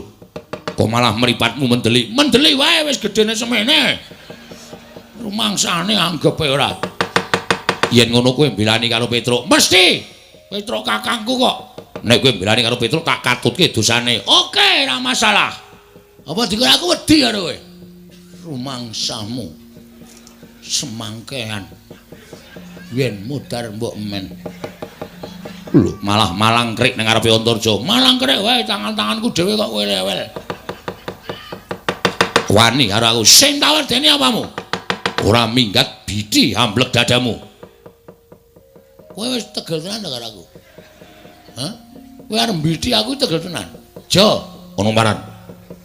kowe ngerti aku anake sapa Lho, anake Semar. Semar iki sapa kowe ngerti kae panjalmaning dewa Sang Hyang Ismanta Ngawur. weh sapa ya Truk bapake Sang Hyang sapa Ismaya. waduh aku kleru muni Ismanta Ismanta rak tukang cukur kidulmu kae. kae Sang Hyang Ismaya kae Bathara Ismaya kakangne Bathara Guru aku dadi kowe arep mateni karo Bagong ki apa Bagong gampang mati wae gampang mati ae muni ora ketrap-ketrip kowe aku ki meneng-meneng ya dikanteni pusaka karo bapak diwenehi Aji Jaya Kawijayan ming aku ora entuk pamer karo bapak Bagong kowe tak nahi Aji Jaya Kawijayan ning aja pamer aja ngandhake karo wong-wong iki tak gunakake nek wis kowe kepepet iki saat ini aku betul-betul kepepet aku kudu ngetokke Aji Jaya Kawijayanku Ayo Tokno. Aku ora wedi musuh Aji Jaya Kawijayanmu. oke Sawangan Antarja. Telapakanku iki. Tontonen sing kanthi permati. Iki nang nganti telapakanku wis nganti murup abang. Tak tebak jajamu ora jebol tekan geger. Aja diundang Bagong. Ayo coba tak tontone. Ayo sawangan. Sawangan. Ayo. Wis abang urung? Urung ana wawan apa-apa. Lho. Entek apa ya baterene? Sawangan iki. Sawangan. Iki nek nganti abang tenan aku ora guyon, Antarja. Nek nganti iki abang tenan, iki tak demekke dadamu, ora usah tak tuthuke. Tak demekke. No, ngono. Kowe mati, jantungmu mandek sakal. Weh, lah ora wedi. Iki lho deloken. Iki tak dumokke dadamu, mati sakal kowe. Ora iso bali nang kasatriyan jangkar bumi. Lho. Kok isih gleleng kowe? Nang ngono perlu tak coba apa piye, Jo? Aja dianggep sepele tenan, Bagong. Hah? Iki sawangan iki. Iki nang nganti abang tenan. Kita demake jajamu kowe mati sirna Margalayu. Lho. Mesya ora wedi kowe. Nek pancen kowe ora wedi, tak coba tenan kowe Antarja Parat.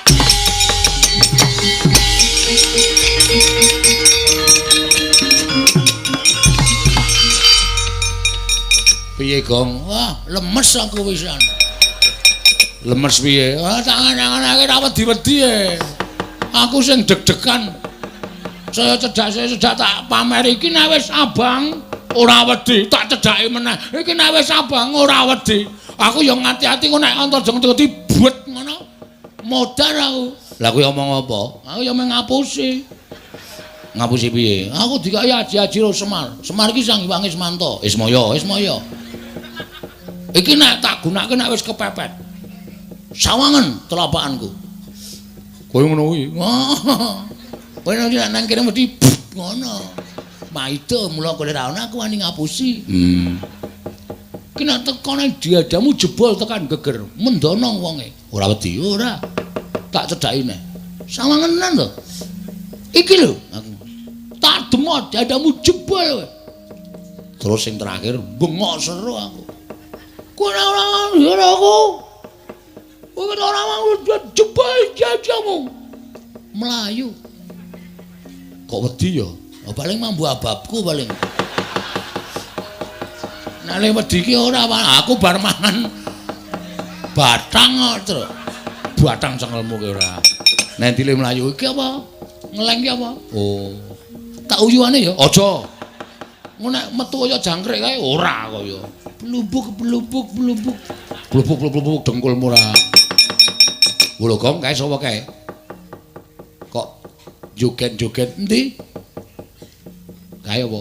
Lho, Patih Mandura kae. Sapa? Pragota. Nek kae rasa dikasihani, Tru. Heeh. Nek ora nyekelak dhewe diajar wong loro, dajar wong loro.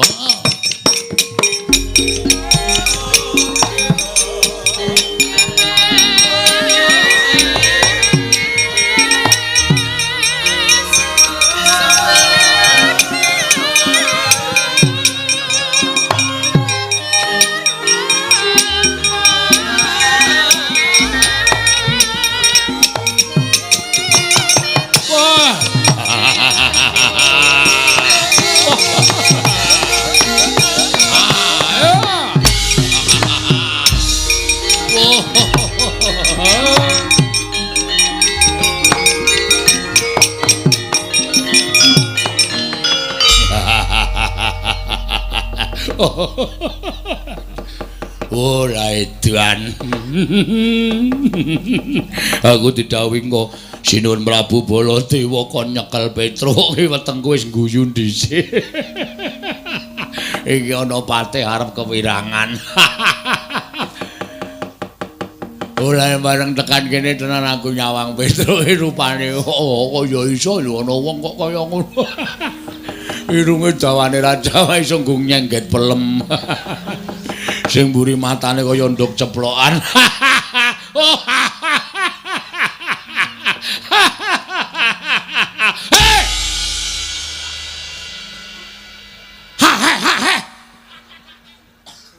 Tak modasmu. Nesu. Nesu. Oh, anggere isih cengengesan tak bandem watu raimu. Pate kok guyu kok ora nganggo sopan. Mboten guyu kok nganggo sopan. Guyu kok kon basa. Ya ora bakal iso kelakon.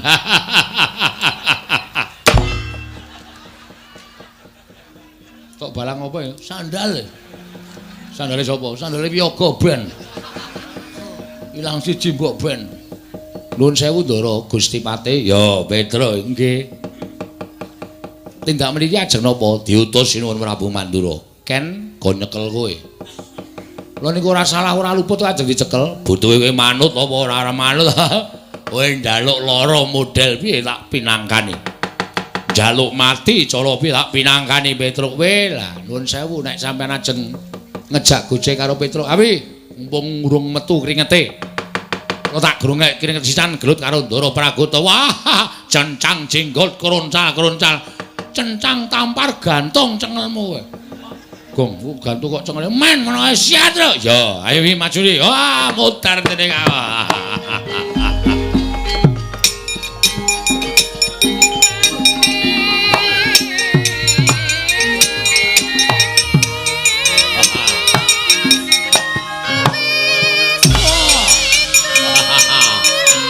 Gong, yo.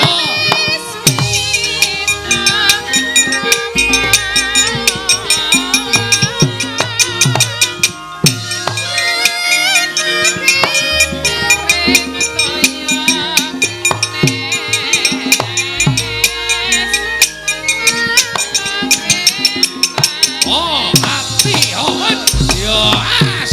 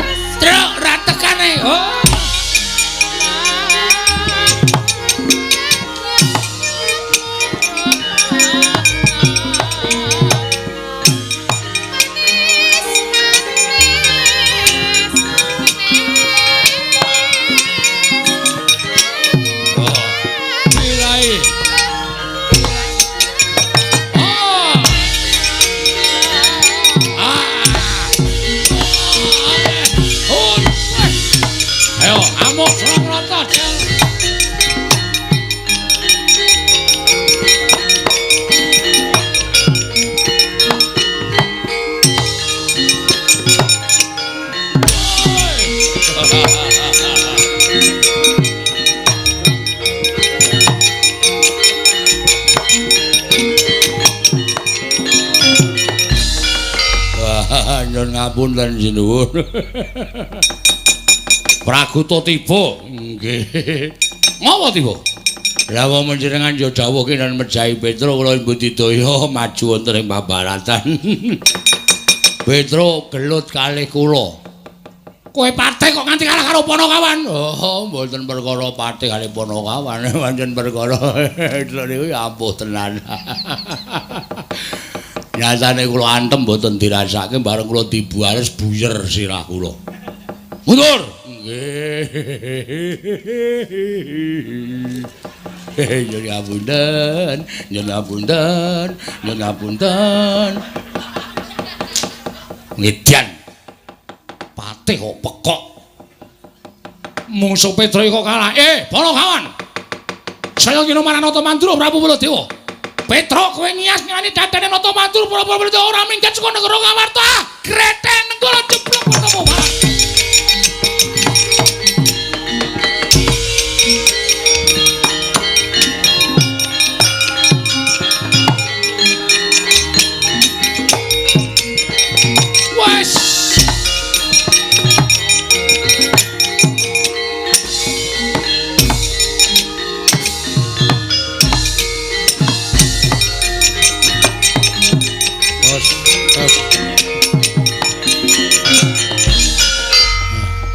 Aduh. Wah. Bareng sinuwun Mandura nggawa nenggala. Petra Kanombala ora minggat suwarane kok glandang negara.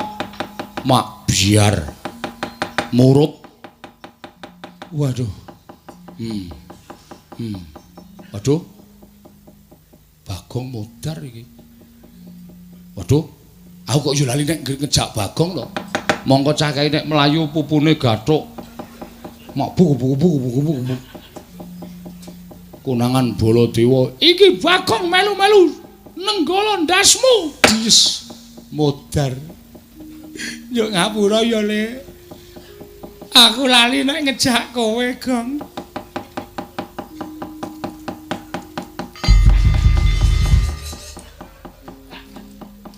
Kok iso tekan kene, Gong? Ngojek. Wah. Kowe keterlaluan, Tru. Dumeh mlayu banter terus aku ora tok blas ora tok karohke untung ana ojek langsung tak cengklak. Mas tututi wong sing dhuwur kae, Mas. Ha kok dilalake aku nyengklak ra ngematke montore. Oh, Yamaha 75. Meng suarane tok sing banter mlakune 20. Nganti diselip Baladewa. Oh to. Wah, wis kacau aku. Akhire ya tekan kene. Ayo mulai yo nek ra mulih mati tenan awake dhewe. Kok nek mati duripke Darantasena, wis ora usah mikir Darantasena. Darantasena iki ya iso lho ngapusi. Tak wangi truk mlebu bumi terus dheke bali terus nang omah guyu. Biasa ngono kuwi wis biasa. Hapus-hapusan ngono kuwi wis biasa. Ha ta? Ngaku kerep kok ngapusi ngono kuwi. Kira-kira kancane dipaeka keneng ngono karo mutiar kowe ngono. Wis biasa, mula aku ya semelang Ronda-Rantasena kok nek dhek bersifat seperti itu ra dhek cilaka. Heeh ya. Ayo mulai wae. Ane nek mulai engko bapak nesu. Ngene wae. Kowe apa aku sing methoke Baladewa? Oke. Niat sisan, Truk. Niat sisan. Diundi. Yo. Sut padha. Sut padha. Sut. Ngapae? Bingsut kok jempole lebokke driji iki cara ngendi? Nesep ora tak lebokke. Nesep dengkulmu ora. Menang aku berarti menang kowe. Ora iso dienggo menang nek kaya ngene. Kalau nggon aku drijine tak gegem jempole mecotot. Kowe wae, Tru? Oh iya. Gulane gaman, Gong. Gulane gaman. Apa? Manut sasae. Linggis terserah. Sing dawa sing ndak manut. Anane sing dawa itu. Dawa ya gelem. Rada niyeng ora masalah. Wah, akhirnya anane sing cendak. Ya sing cendak ya ora apa-apa. Lagi nggo nyumbat kambil, nggo dintani. Golek liyane ya? Ya. Bendo? Ya, bendo. Pengot. Bendo pengot lem. Omong wae ora. Ki apa? Tak sileke bakul degan. Ha ya ora apa-apa. Muni mengkene rampung dikondurke Mas. Nggih, aku. Balekke lho, Tru. Heeh. Iki soalé engko nek tok sile terus gayane tok ilangke ning jane tok del. Ora mungkin. Perang kok ngedol bendo iki cara ngendi? Kowe iki cah limpat e. Cah prigel e. Tak gawane kok mungsuh Prabu Baladewa. Heeh. Tak tekati aku ming cekelan omonganmu mau kok mati nglabuhi bapak ki mati utama mlebu swarga. Ha to, Gong? Ya mbah. Ku tak totok ndasmu lho kowe. Kene iki mantem-mantem kok ngono ya mbah. Aku ya meng ngrungokke nek dong pengajian kae. Oh, berarti bener. Heeh. Ya wis, ya. Sik iki titip dompetku sik. Ya. Gak ki sapa bojoku. Omongno bojoku nek aku 3 dina ora bali kok nyelameti tekan 1000. Berarti aku mati. Truk kowe ki takon waras ya, Truk. Lah witekno maju perang ki anane ming mati karo mukti kok. Mongko sing mungsuhku ampuh. Wis ben mati ra apa-apa. Engko piye bojomu ora anak-anakmu? Lah kowe ki like iki ngopo? Nek aku ora ana kowe dadi like padha karo kowe dadi wong tuane anak-anakku. Anak-anakku open ana. Malah abot uripku. Open ana. Ning aku ora bakal gumantung karo kowe, Gong. Nek misale anakku 3 kae engko wis do gedhe anu jenenge iki lulus sekolah kabeh. Sigarno Tegal ki dulu omah kae. Entuk tanduri jagung kae.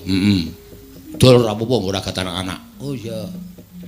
Nek perlu kendaraanku rada papat kae. Dolen.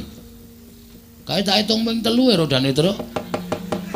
Papat yo. 3. Sing siji serep. Ora tak pasang. Oh iya, Nding. Sak payu-payune ya, pokoke nggo ora gat anakku. Ya. Pokoke nek aku mati anakku tak titipe kowe. Heeh, aku like kok. Ya. Supaya anakmu ora rewel mbok bojomu sisan. Soale ngombangane rewel ngono ta? Ngono nek ana bojomu ora iso ngeneng-ngenengi karepe anakmu piye? Lambe atine anakmu piye ki nek bojomu ngerti. Terus bojomu gawe nang omahku wae. Anakmu yo tak gawe nang omahmu. Omahmu tak dol arep nggo sapa? Oh iya, heeh. Anggo nek bojomu nesu, ora wong karo mbakyune kok. Oh. Santai wae to? Iya. Aku yo arep tumindak piye-piye. Yo paling mung patutan. Tak tutuk ndasmu modar kok paling mung patutan. Wis gak maju ana to? Ya.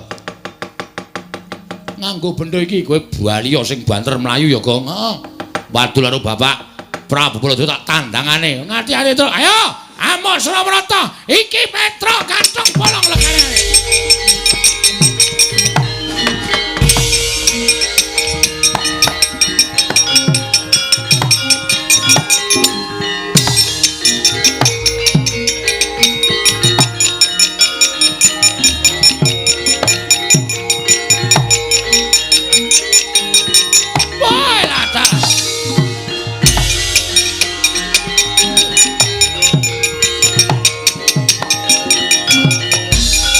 Wah, panusmaning jajaran iblis menungso ora tatanan.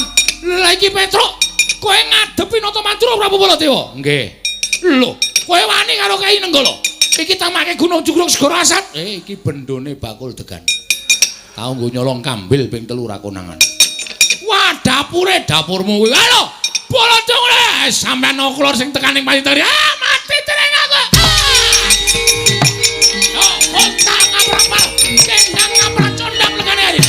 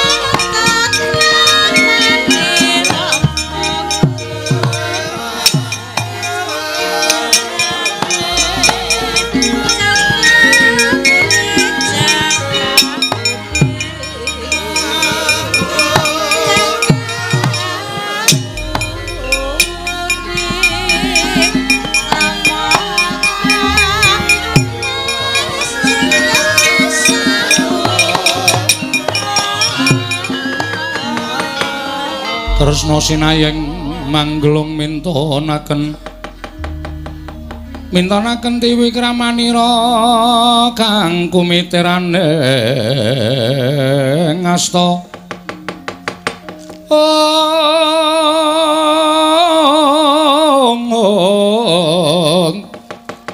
kang kumitiraning ngasta aning ngasta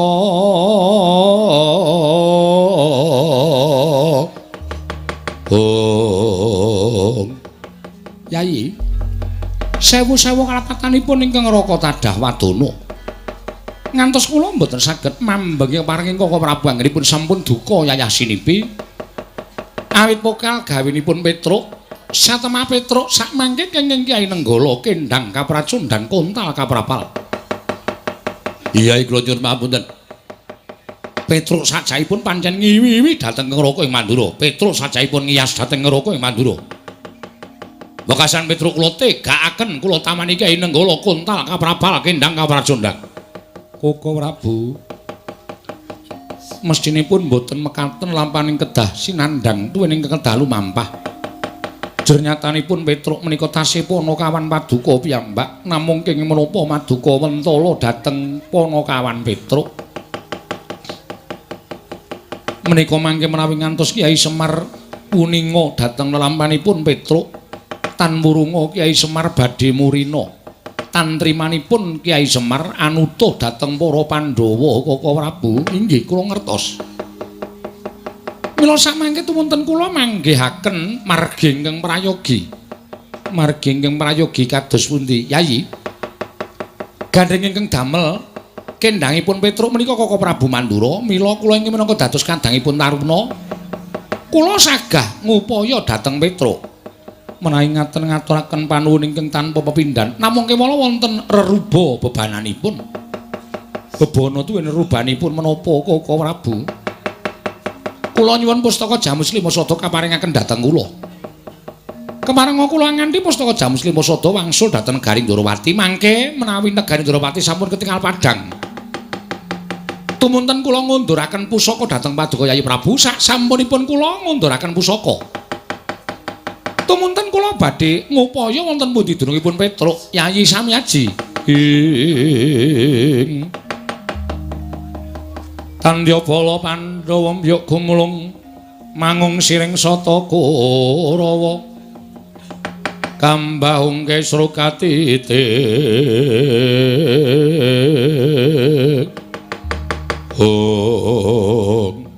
Koko Prabu menapa ing Paduka dawuhaken menika menapa kepara saestu Yayi mboten wonten jamak limanipun kula wantun matur ujar lelamisen menapa ing kula aturaken menika kandhas dumugi ning batos Koko Prabu Mandura ing dados paseksen mangke menawi kula sampun saged maluyakaken Negari Ndrawati tumunten kula ngunduraken pusaka sartanipun kula ngupaya dhateng Petruk. Koko Prabu menawi tetula mekaten kula namung jumurung ndederek Paduka Kanjeng Koko Prabu. Pustaka kula aturi nampi. Monggo Koko Prabu kula aturi nampi Koko Prabu. Sih Kresna. Apa aku ora dikeparengake bali marang Mandura? Koko Prabu. Kinarya tanggal jawabipun ingkang rayi Paduka lenggah rumiyin wonten Negari Ngamarta. Mangke menawi kula sampun ngunduraken pusaka lan manggihaken Petruk tumuli Paduka kula kanthi kondur dhateng Negari Mandura. Ngono. Inggih. Ya. Aku mengkari manut. Lenggah prayogi rumiyin kula tak damel sranana waliyipun Negari Ndrawati. Ya, Kresna sakarepmu. Monggo Yayi kula aturi maringaken. Monggo Koko Prabu kula aturi nampi Koko Prabu.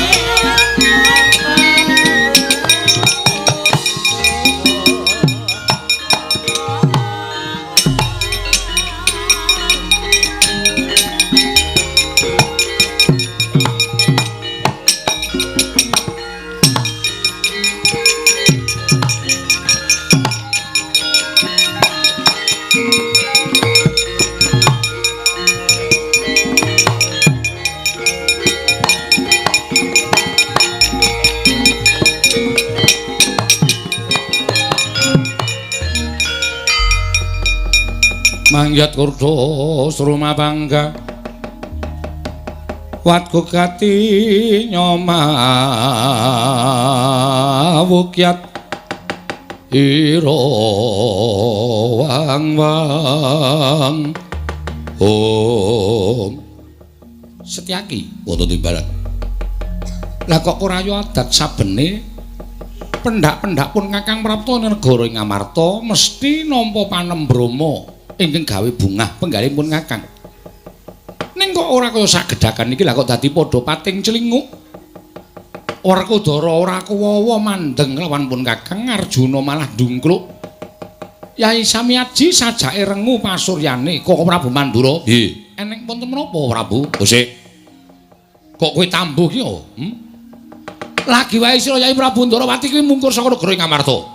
Jarene negara Ndarawati ketapan pegebluk, bisane waluya nirmala temajati ento tinumbaran pustaka Jamus Miang Jimat Lima Soto.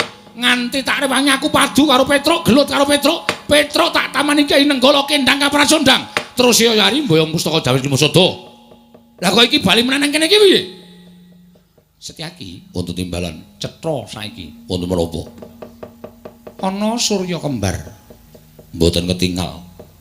Kowe sing ora tanggap Yayaji kula nuwun sewu nyuwun pangapunten menawi kula mboten munjuk atur ngersa paduka Yai Samyaji Werkudara sing gedhe pangapuramu ya Dimas yen pun Kakang ora paring pangandikan kelawan Siadi ya mung sawise pun Kakang Prapta ana ing kene pun Kakang kepengin sak pejagong kelawan Janaka Arjuna kula wonten paring adhawu yen perangan ingkang padha lenggah ning kene ora tak percaya nanging Siadi ingkang pun Kakang Pitaya angungkap marang lelakon iki parembat duka Kanjeng Koko Prabayo sawangan pun Kakang aja nganggo netra batin lahir nanging nggunakno netra batin sawangan nata Ndarawati Yayi apa to sababipun Kakang percaya kelawan Siadi merga ing endi ana Janaka ing ngono ana Kresna loro-loro ning atunggal ing ora bakal bisa dipisahake upama kembang karo sarine upama geni karo urupe Arjuna sawangan to nganggo permana jati ingkang mboyong pustaka Jamus Lima Soto ki pun Kakang apa dudu Janaka aduh Koko Prabu ketiwasan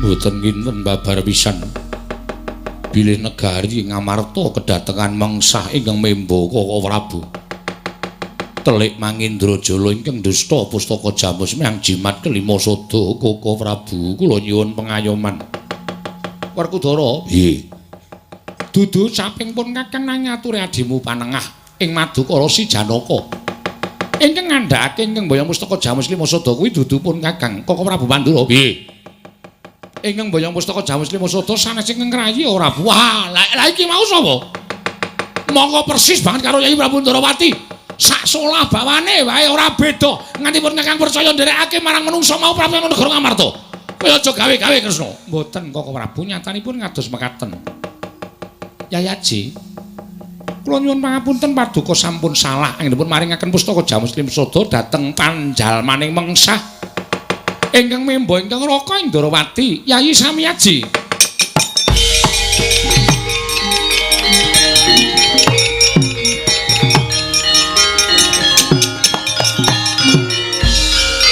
Kresna kakangku aja aling-aling adiku lanang Madukara Werkudara kuwi nggone wong utuh nadyan kowe paring pangandikan akeh-akeh ning Werkudara ora tau ora percaya kelawan apa sing ndak weruhi nganggo netra waloka apa sing kelakon lan sing dumadi hilanging pustaka Jamus Lima Soto tak sawang saka Kresna kakangku baline ya saka kowe ora iso mbalekke pustaka Jamus Lima Soto aja ngaku kowe dulur tuane para Pandhawa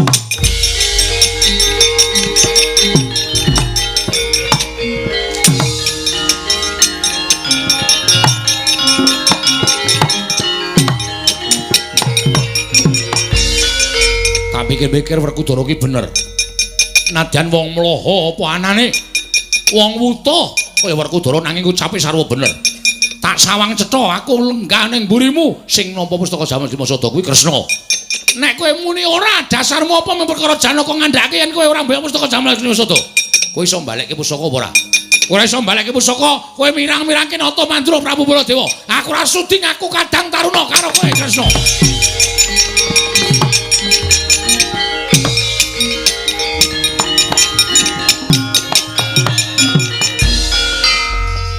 Setyaki wonten timbalan.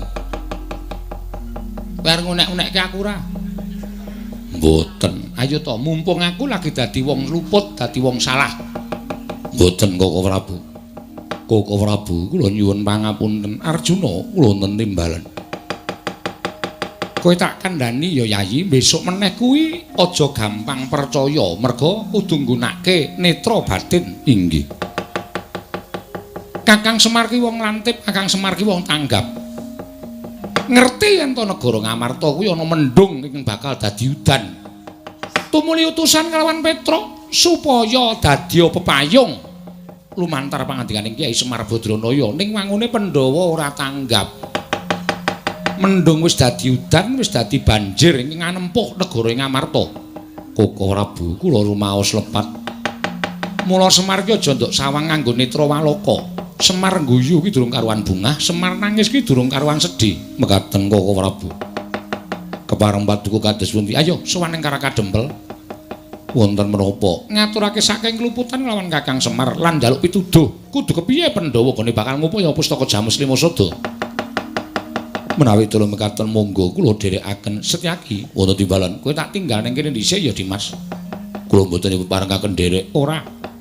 Mengko yen wis purna rampung darmaning Nata Ndrawati pun Kakang bakal bali marang Praja Ngamarta nganti lawan Siadi. Nggih, mestakaken dawuh. Nderekaken sugeng tindak paduka lan Kakang Mas Arjuna. Monggo Koko Prabu kula dherekaken. Ayo Arjuna, sewang-sewangan laku arepun Kakang Prateng Karang Kadempel. Suwawi kula dherekaken Koko Prabu.